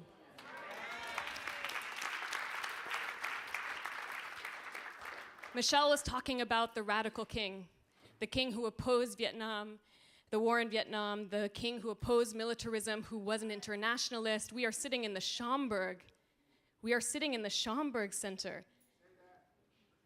The space of the Black radical tradition. You remember the film that we saw? Who is here? Who's been here? Who is here with us? The Black radical tradition. And I think about Baldwin in this moment. James Baldwin, you saw him here, so our ancestors are with us. There are two quotes that I want to share before we dive into some of these questions that have resonated in this moment of genocide, and I've felt the prophetic voice of James Baldwin. The first is that the children are always ours, every single one of them, all around the world. And he said, if you are incapable of recognizing that, I fear you are incapable of morality. The children are always ours. And then he said, I don't think you understand that if I am starving, you are in danger. If I am starving, you are in danger. Ubuntu? So this is a time of almost unspeakable horror and atrocity, but we are going to witness. And I invite you to witness. I invite you not to look away. And I know your heart is breaking. My heart is breaking, our hearts are breaking, and we are here because we need to share, we need to witness together. But again, this is what internationalism invites us to do, is to get close enough to each other that we suffer together. It's to get close enough that we resist together. Get close to your sisters, your siblings, your comrades, get close to each other. We belong to each other. We are joined by Pascale Solange, a Haitian feminist, activist, and advocate for change in Haiti, has been in the US since 2021 and is supporting Haitian migrants and is forever centering the impact of impunity and foreign interventions, particularly on women and girls in Haiti. And Amani Khalifa, a longtime comrade, a Palestinian scholar and activist who leads and led critical organizing in Jerusalem with an amazing organization called Grassroots Al-Quds. If you haven't heard of it, look it up. And in fact, all of their bios are online on the QR code on your lanyard. Is currently pursuing a PhD at Columbia and centering research on the idea of refusal, indigenous refusal to colonization, to the world that we have, the world that they believe that we have. Because we know another world exists, it has to exist. Thank you both so much for being here. I have about 4 questions and, half an hour, but we're gonna do it. We're gonna talk about freedom, we'll talk about punishment, these interwoven struggles for liberation, what mass incarceration has to do with the end of colonization, Haiti and Palestine. We're gonna talk about the power of solidarity, and the complexities of it, for sure. I think that's what we need to do. So first, thank you both so much for saying yes to this. I'm hoping that you can situate us in the freedom struggles of Haiti and of Palestine. I read online in this moment that Haiti wrote the first chapter on the end of colonization, and Palestine is writing the last. So, let us talk about the freedom struggle and what folks need to know about Haiti and Palestine in this moment. Yes. Good afternoon, everyone. Thank you for the invitation. It's so emotional for me. I'm sorry, I didn't expect this energy in the room, so thank you. And I'm so emotional too because 2019, I had the honor to introduce Ms. Davis in my country, Haiti, after an invitation of Focal. And I remember I was shaking because I was, oh my God. And I didn't know that 2 years after I have to flee my country and start over here. And how it starts, how it's going today. I'm here, and Ms. Davis is in the room, and you are here talking about Haiti. Unfortunately, because of what happened in my country, if we have to talk about the context of this situation, we have to remember, as you said, that Haiti is the first Black republic in the world, the first country that destroyed the biggest colonization of this period, La France, and it was the beginning, of something. in the world, of the freedom for all, freedom for everyone, seeing the other as human being, and having the idea that everyone has right to be free and to be human. And we have Jean-Jacques Dessalines, one of our heroes in the country. Dessalines said, Haiti is the land of freedom. And when you are here, you are free. You are a human being, you are free. So it was a long, long way, long road to freedom for my country. And we have to pay the price for it too. We have to pay for it, and politically, economically, humanly, I can say that. We have to pay the price for this fight. We have to pay the price for giving the world this lesson about freedom. We had to pay to France the debt for independence, and for now it's billions of dollars. If we have to consider the amount today, with the money that we have today, you can see all the research, all the articles, and all we have to write about the situation with the government of Boyer after the independence.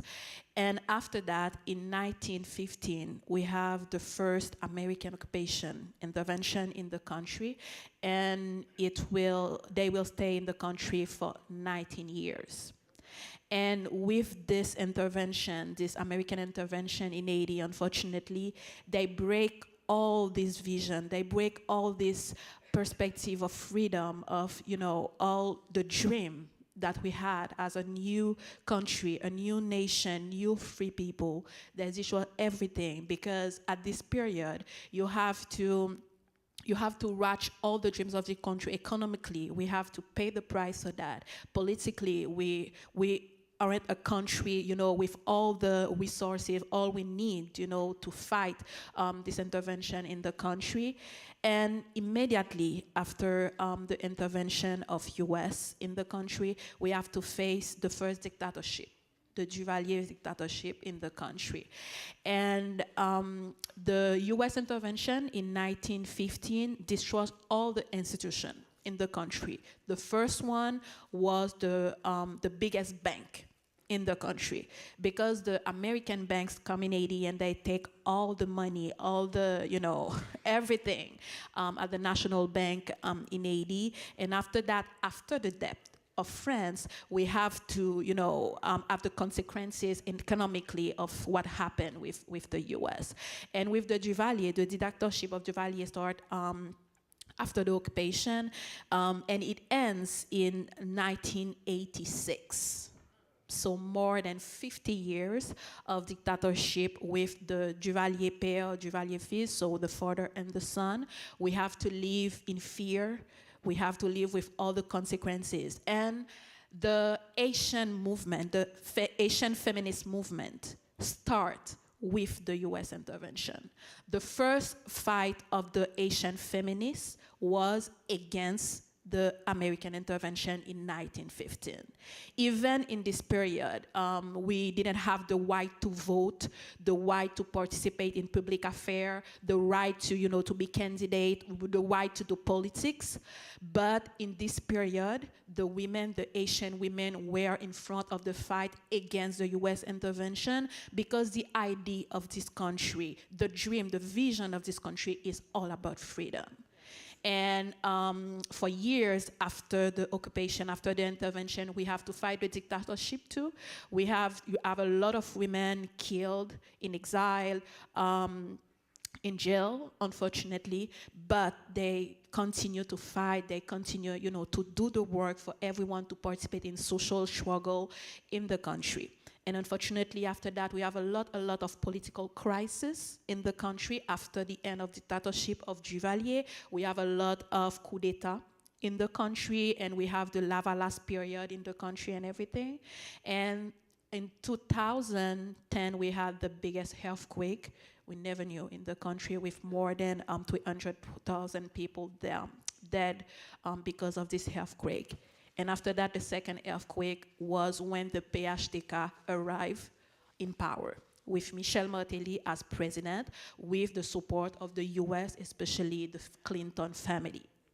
And we know that the US has a long history to influence the politics in Haiti, but this election with the PHTK, the election with Michel Martelly, Milan Maniga after the earthquake in 2011 was the biggest catastrophe in the country after the earthquake. And today we live every day the consequences of this PHTK period in the country, because after Michel Martelly, we had Jovenel Moïse.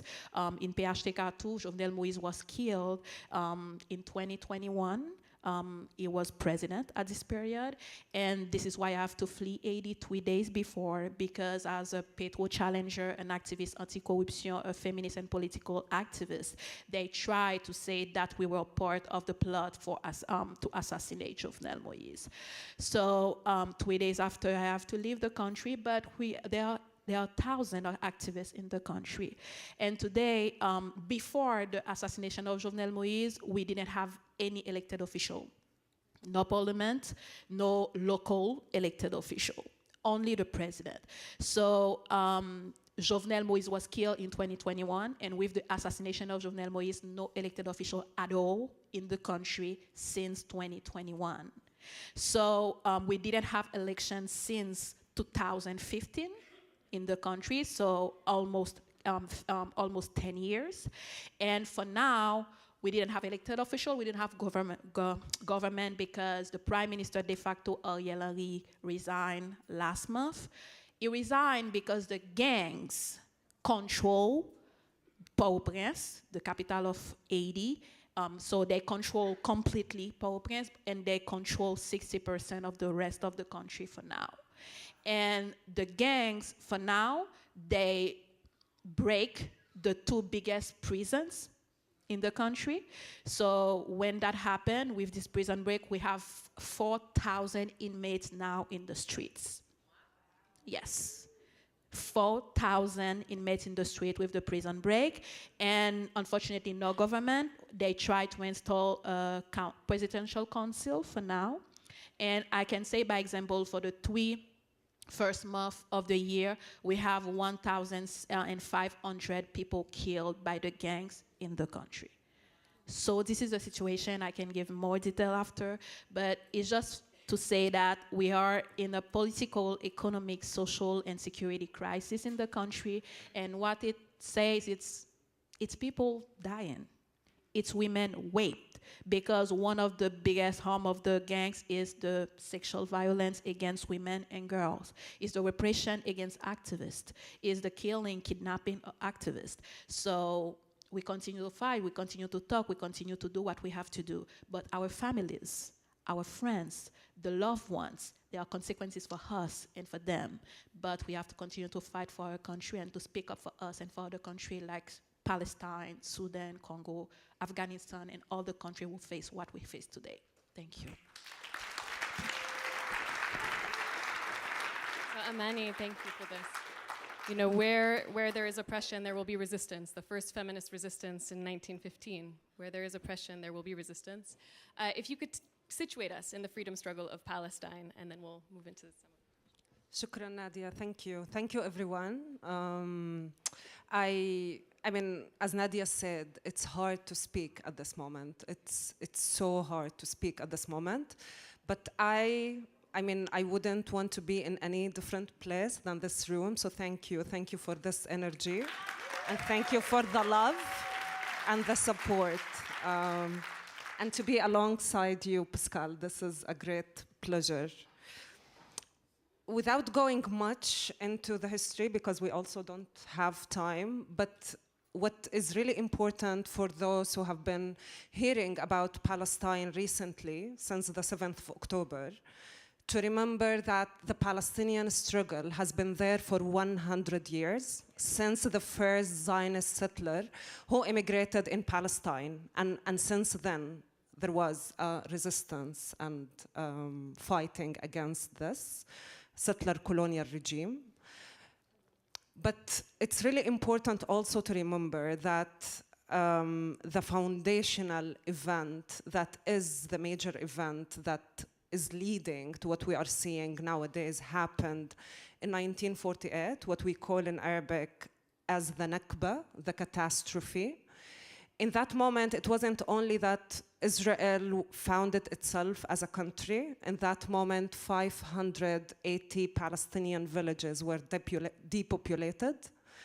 More than 7,550 Palestinians were ethnically cleansed, and the land itself was divided. And this is the core struggle of the Palestinian question. It's a question that is rooted in the land, and this is what Palestinians are fighting for. Palestinians are fighting for their right to return to these homes that they were forced to expel from in 1948.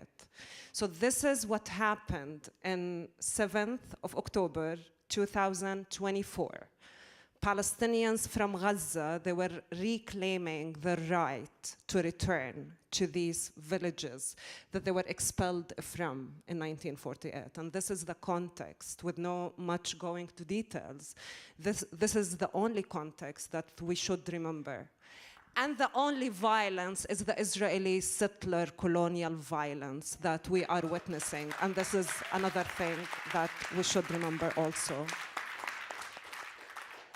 So yeah, I mean, we are fragmented. Palestinians are, some of them still live under the settler colonial regime, and they are called Palestinians with Israeli citizenship. Others, they live what the international community only recognizes as Palestinian land, which is only part of our land, the West Bank and Jerusalem. And actually not only Jerusalem, that's why you keep hearing East Jerusalem. This is how we should talk about our country according to the international community. But all Jerusalem is occupied in both sides, in the west and in the east. And the rest of Palestinians are in Gaza, and 80% of Gazans are refugees. It's also from 2 million Palestinians who used to live in Gaza prior to the 7th of October, 80% are refugees, and we have refugees all over the world, refugee camps and in the States. But let me also just say some of the images and the unfolding events of what's happening in Gaza nowadays. Because a dear friend, Mariam Barghouthi, tweeted on the 7th of October, and she said Gaza broke out of its siege, its prison, on the 7th of October.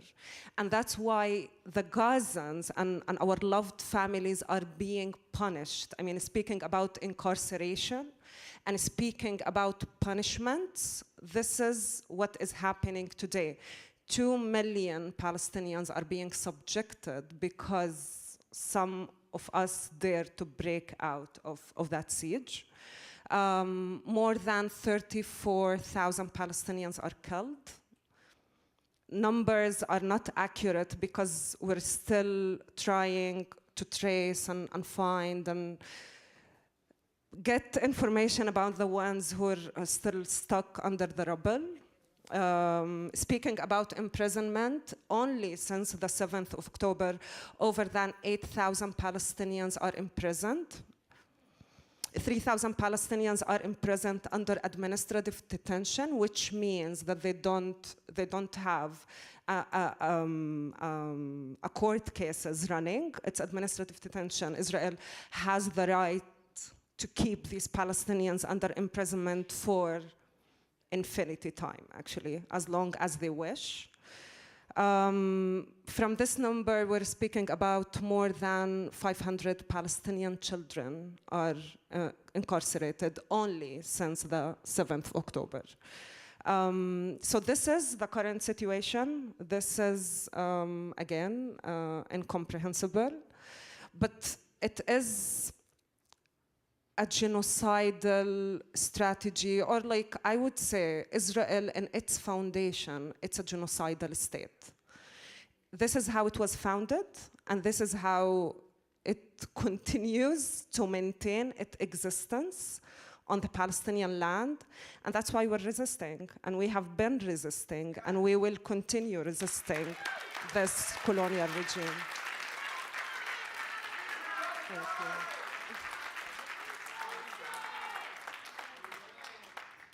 I hope you feel I hope you feel the solidarity in the room. I want to just deepen a little bit this concept of punishment and this global paradigm of punishment of those who resist a status quo that is intolerable, those who resist racism, those who resist colonization, those who resist oppression, sexism. There's punishment. The status quo needs to be protected by those in power. And so I'm curious, particularly about the role of the United States in punishing Haiti, in punishing Palestine for the audacity of demanding liberation. So thinking in Haiti of the 2004 coup, the last 20 years, what that has meant, and installing leaders of their own choosing. I'm thinking in Palestine of unconditional diplomatic support to Israel. So I'm wondering if you can speak a little bit more about how that punishment and what we need to know about the global punishment of the countries of Haiti and Palestine, but also of the resistance. I talk about what happened with France after French and English, sorry, I'm lost. After the independence of my country, but we have to talk about how it happened now. In Haiti, we have something they call the core group. The core group is the US, France, and Canada. 3 countries in a group deciding every day, every aspect of what's supposed to happen in my country, especially politically. The election, the economy, everything is supposed to have the authorization of this core group, and they influence every day with the help of the local actors. I have to say that because the international community have a big role in what happened in my country, but with the help of the local actors. I have to remind that everything that we live today began in 2018 when we start the protest against corruption in my country with one question. In Creole, it's Côte Cob Petro-Caribéa, and in English, where is the money of Petro-Caribé?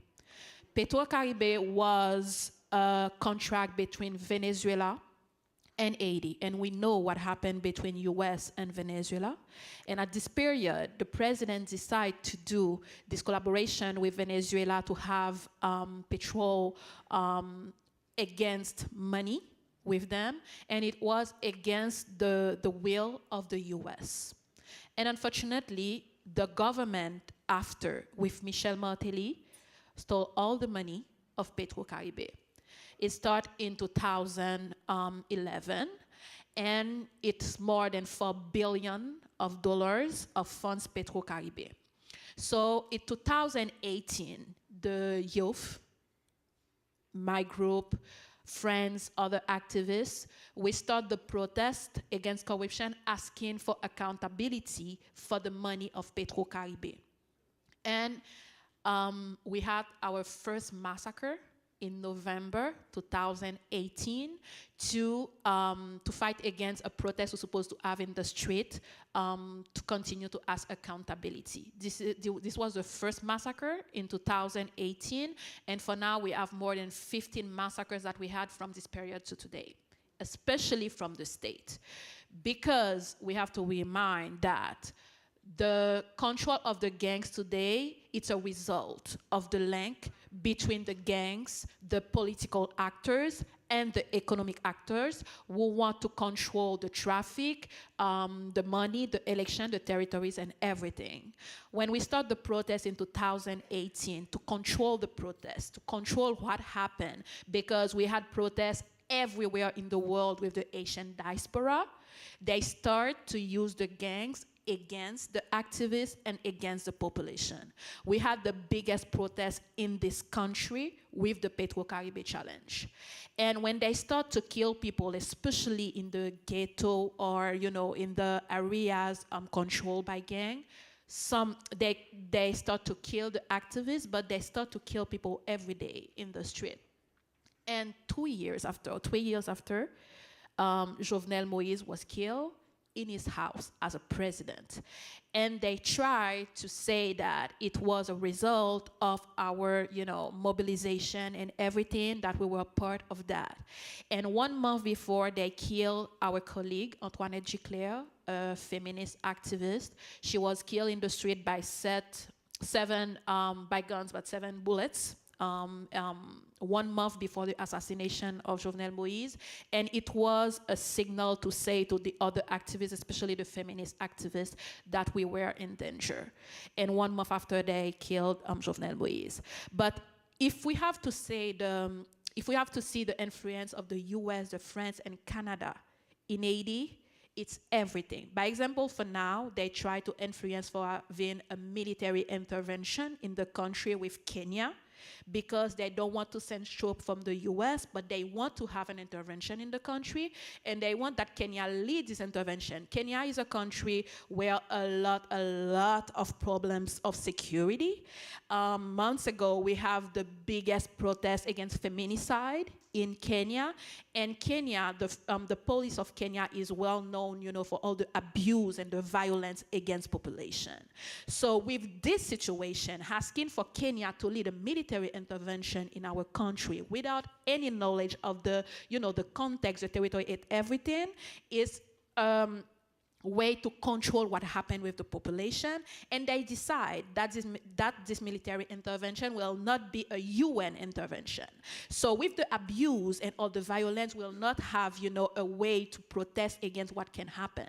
And I have to say that we have more than 10 years with a UN intervention in the country, the MINUSTA. They give cholera in my country with 1,000 people killed by the cholera. They rape women. They rape, kill. And today, as feminist organization, we continue to fight for having justice for the survivors. And unfortunately, we didn't have accountability for the UN for all the abuse and violence of the MINUSTA. But today, with the presidential council, we have the influence of US with CARICOM and other, global North country trying to influence what happened in politics in Haiti, and its punishment, and its control of what happened to Asian people. And we have to stop this. We have to continue to denounce it and to stop this. And we will continue to fight. Thank you. Thank you, Pascal.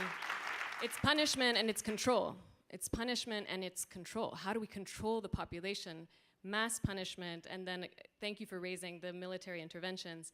You're getting history lessons and deep lessons, and I hope that it's also a seed of curiosity for you. Like, what did Pascal say about the UN? Cholera? We need to learn about that. Wait, what? About the Nakba in 1948? I'm going to learn about that, because what we're trying to, we're going to move into, I'm going to ask you the same question, but I also want to move into the connections that are being made, right? What do we have to learn from each other? Because it's tremendous. It's massive. But thinking again about the punishment of Palestine, the punishment for resisting colonization, and if you can add a little bit here. Yeah, I won't also go much into this, but I remember like first days back in October, the amount of statements being issued against Palestinians from around the globe, like everyone. There was like this sport club in the United States that no one had heard of, and they issued like a statement condemning what happened on the 7th of October. So if anyone fools you and keeps saying it's an Israeli-Hamas war, do not let them to say that. It's not a Hamas-Israeli war. It's a US, it's a British, it's a France, it's a Germany, it's Europe, and the US and Israel war. And you know what? I mean, it's truly like insane, but they were using this rhetoric of the 18th century. They were saying it's a light war against darkness. And then you would think that we don't live again in 2024. We're still in the mentality of the settler colonial that is backed up by this regime. We're still the savages. We're still the primitives. And they want actually to eradicate us. And this is what's happening because we dare to tell them not anymore.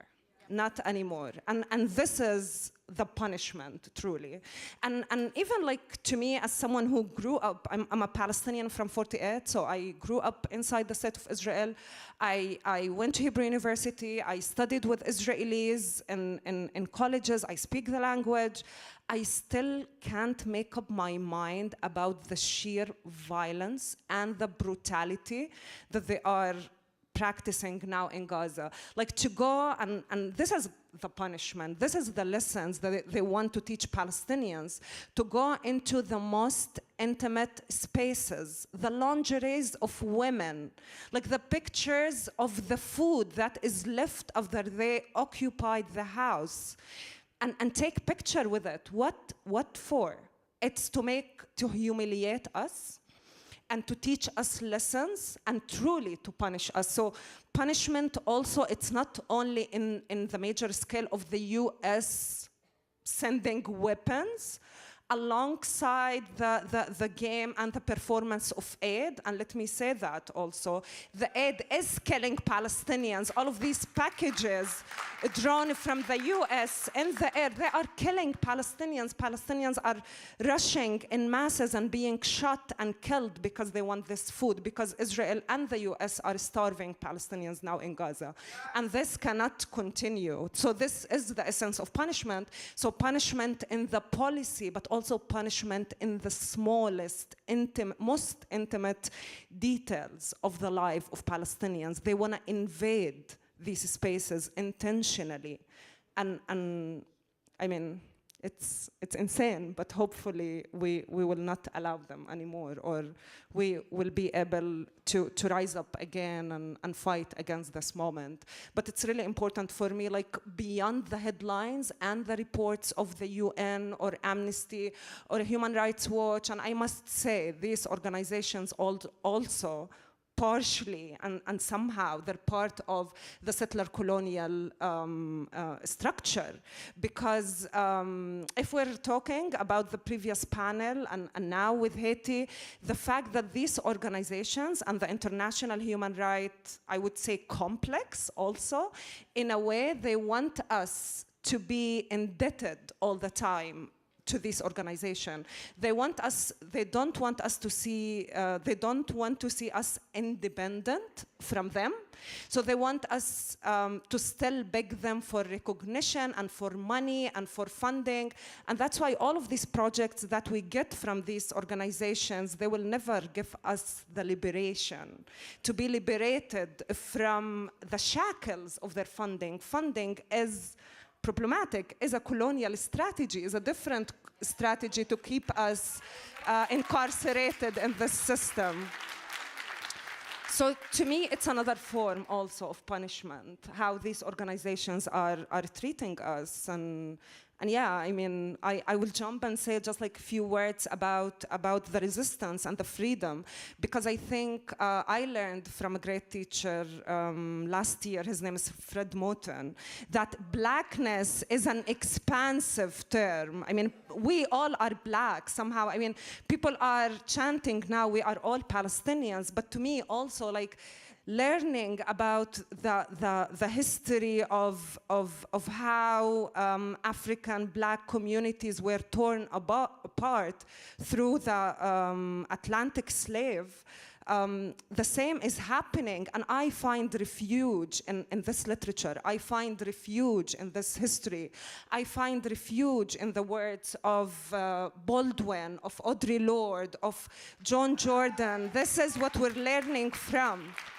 And it's not romantic. Our histories are painful, and it's not only in a romantic sense, but in a material, in a relationship that we are able to forge together here in the United States or in North Africa. So we are fragmented, we are across different geographies, but we need to cultivate this infrastructure of relationships, because this is the movement. The movement is not an external entity, it's not an abstraction. the movement is mere relationships that we're being here and talking to each other and moving collectively, because these systems want to prevent us, the movement. This is the essence of the settler colonial regimes all over the globe, historically and currently.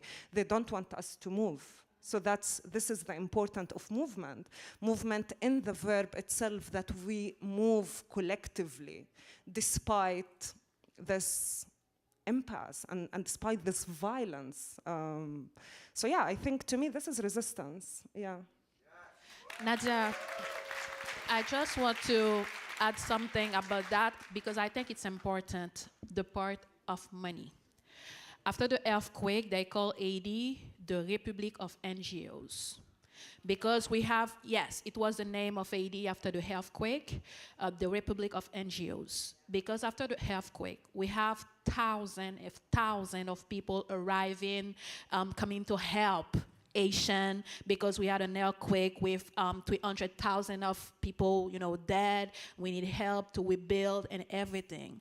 We had the CIRH, I don't know how to say it in English. It was a structure with Bill Clinton, with other, international and local actors taking the money for Haiti from the donors, and they supposed, to coordinate everything to, to rebuild the country, to help the Haitian, to give the money to NGOs. I have to say that with Million, the American Red Cross built 8 houses in Haiti, like 8 houses with $billions. Oxfam stole $1 million, and they have to leave the country because of sexual scandal in the country. And for now, we have accountability for the $millions that CIRH, so Bill Clinton and other international actors stole from Haiti, from the donors after the earthquake, and they didn't rebuild anything. And they continue to keep the local organization in this, circle of dependence of money, really, saying we have to do small projects in the country with no vision for real change for the population. But it's the politics. They want to keep it like that because like that, they can use the country for their political agenda. So we have to stop it and denounce it. And we have to say that too. The biggest support of corrupt and violent leaders in my country is the international community. Is the biggest support. You can stay in power for 10 years, 20 years if they know that the US support them. And it was what happened with PHTK, Michel Martelly, and Jovenel Moïse. And unfortunately, a lot of the time it's against the population, unfortunately. That's right. There's so much richness here, and I hope you're listening to the names that are being spoken. You're hearing already linkages. We're exchanging strategies. We're understanding who the oppressor is and what its shape is and what it's practicing in different places so that we can resist and our strategies can be refined. I want us to do just a lightning round. We have 3 minutes on solidarity, right? So you started speaking about it, Hamani, and about the infrastructure of relationships, that this is authentic relationships that are being built. This is why you're seeing mass mobilizations, the biggest movement, anti-war movement since the Iraq War. You're seeing hundreds of protests. You're listening and you're getting an opportunity to speak about these issues all over the place. I'm thinking about solidarity in this moment. If you can talk about the power and the possibility, maybe the pitfalls, again, about what that means and what we're inviting you into in this global struggle.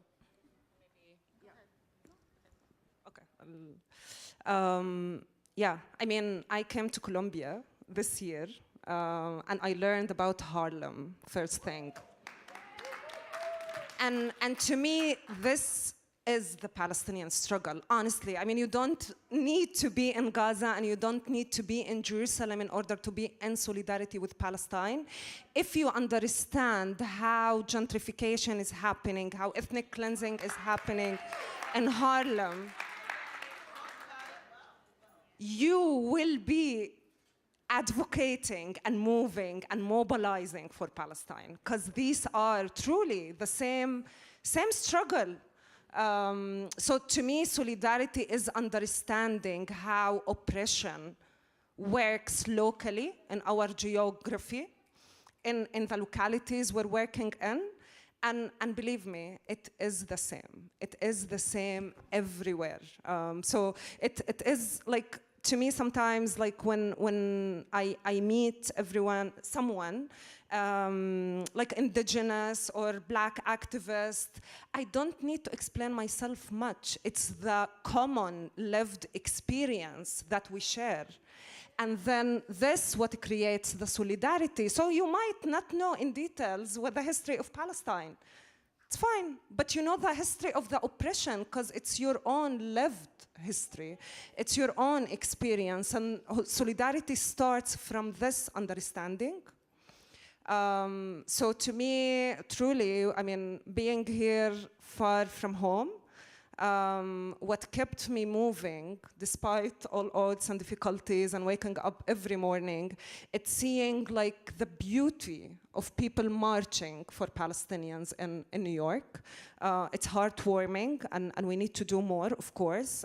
We shouldn't stop till ceasefire is reached. But also allow me to say something about some of the pitfalls, perhaps, of solidarity. Solidarity for Palestinians or other people cannot be conditional. You cannot tell someone how to act, how to resist, how to move. To be in solidarity, it is also to acknowledge class differences. It's not to be stuck in identity, because honestly, I am beyond identity and nation states, and we all shouldn't be there. So solidarity is just like to address and just like be for the people who are fighting under their own terms, and not dictate for them how the struggle should look like. So no conditions. To me, this is the essence of solidarity. And yeah, I guess love holds it all together. I mean, it might sound cheesy, but I think love for the cause and love for each other, for the community.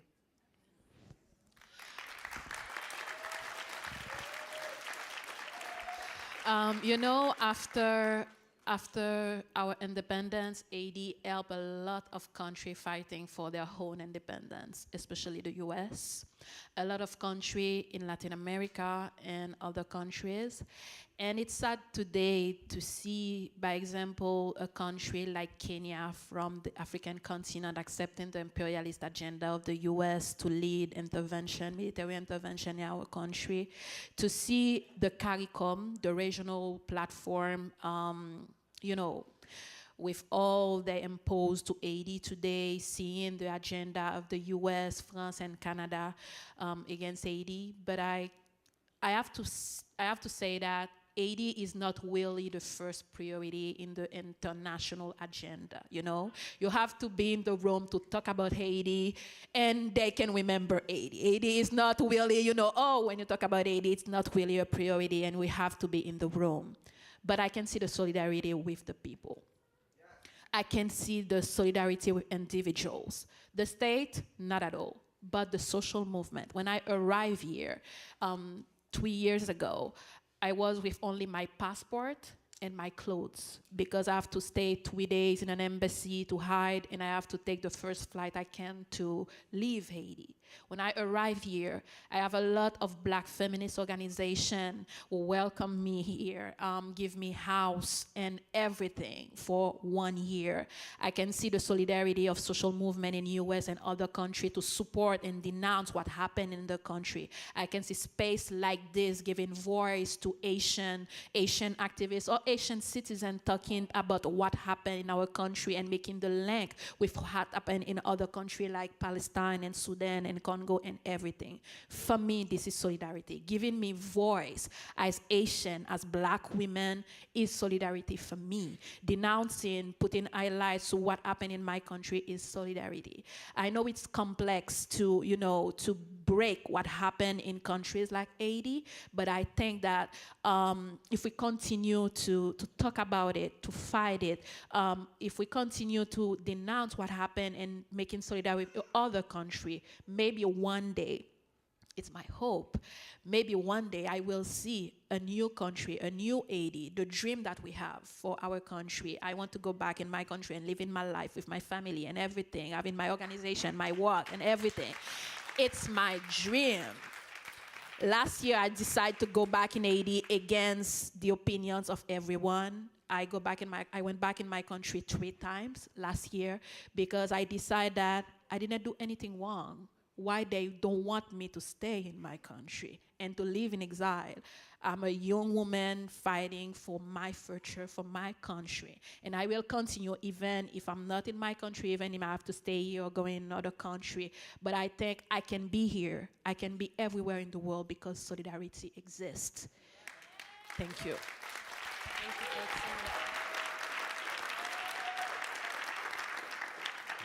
I can be anywhere in the world because solidarity exists. I can be anywhere in the world because love exists. Hold each other close.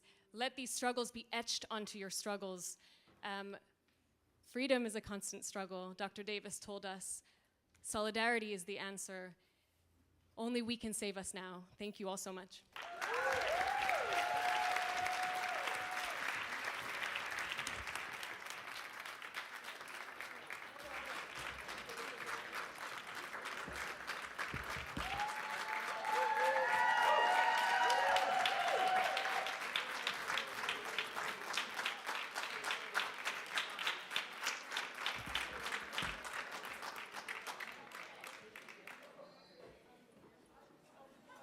Yes, let's give another round of applause to the international panel discussion. Yes, yes. So as y'all know, we're probably running a little bit over, so just want to say thank you to all of you who came out tonight, who made this possible. Thank you to Dr. Kofi, our volunteers, and everyone else, our interpreters. Thank you so much. We have to clear out of here quickly, so please take your conversations